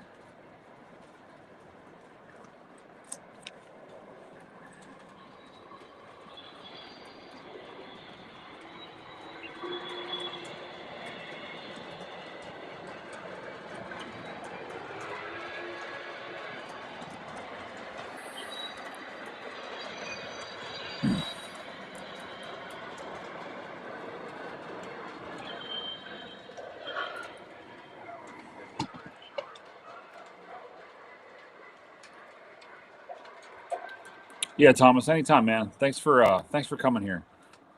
We appreciate you.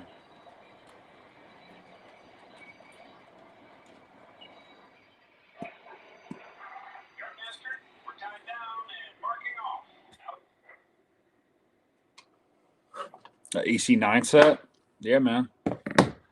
That's a good set. I think it's going to be a good set too. There's a lot of stuff coming out that's going to be nice, but you can't have it all, right? It's like what Rolling Stone says: you can't always get what you want. You get what you need. All right, boys, we're going to pop off here for tonight. About 10:40. We've been on here for over 3 hours. We'll be back next week. Do a little more talking, a little more train action. Get our pre-orders in, talk some more trains. Until then, hope everybody has a great rest of their week. And next time I see you guys, we'll be in February. It's crazy that we're moving along this much in this year already. We're going to be in February already. So again, thanks to you guys. Thank you guys so very much for being here tonight. And we will see you on the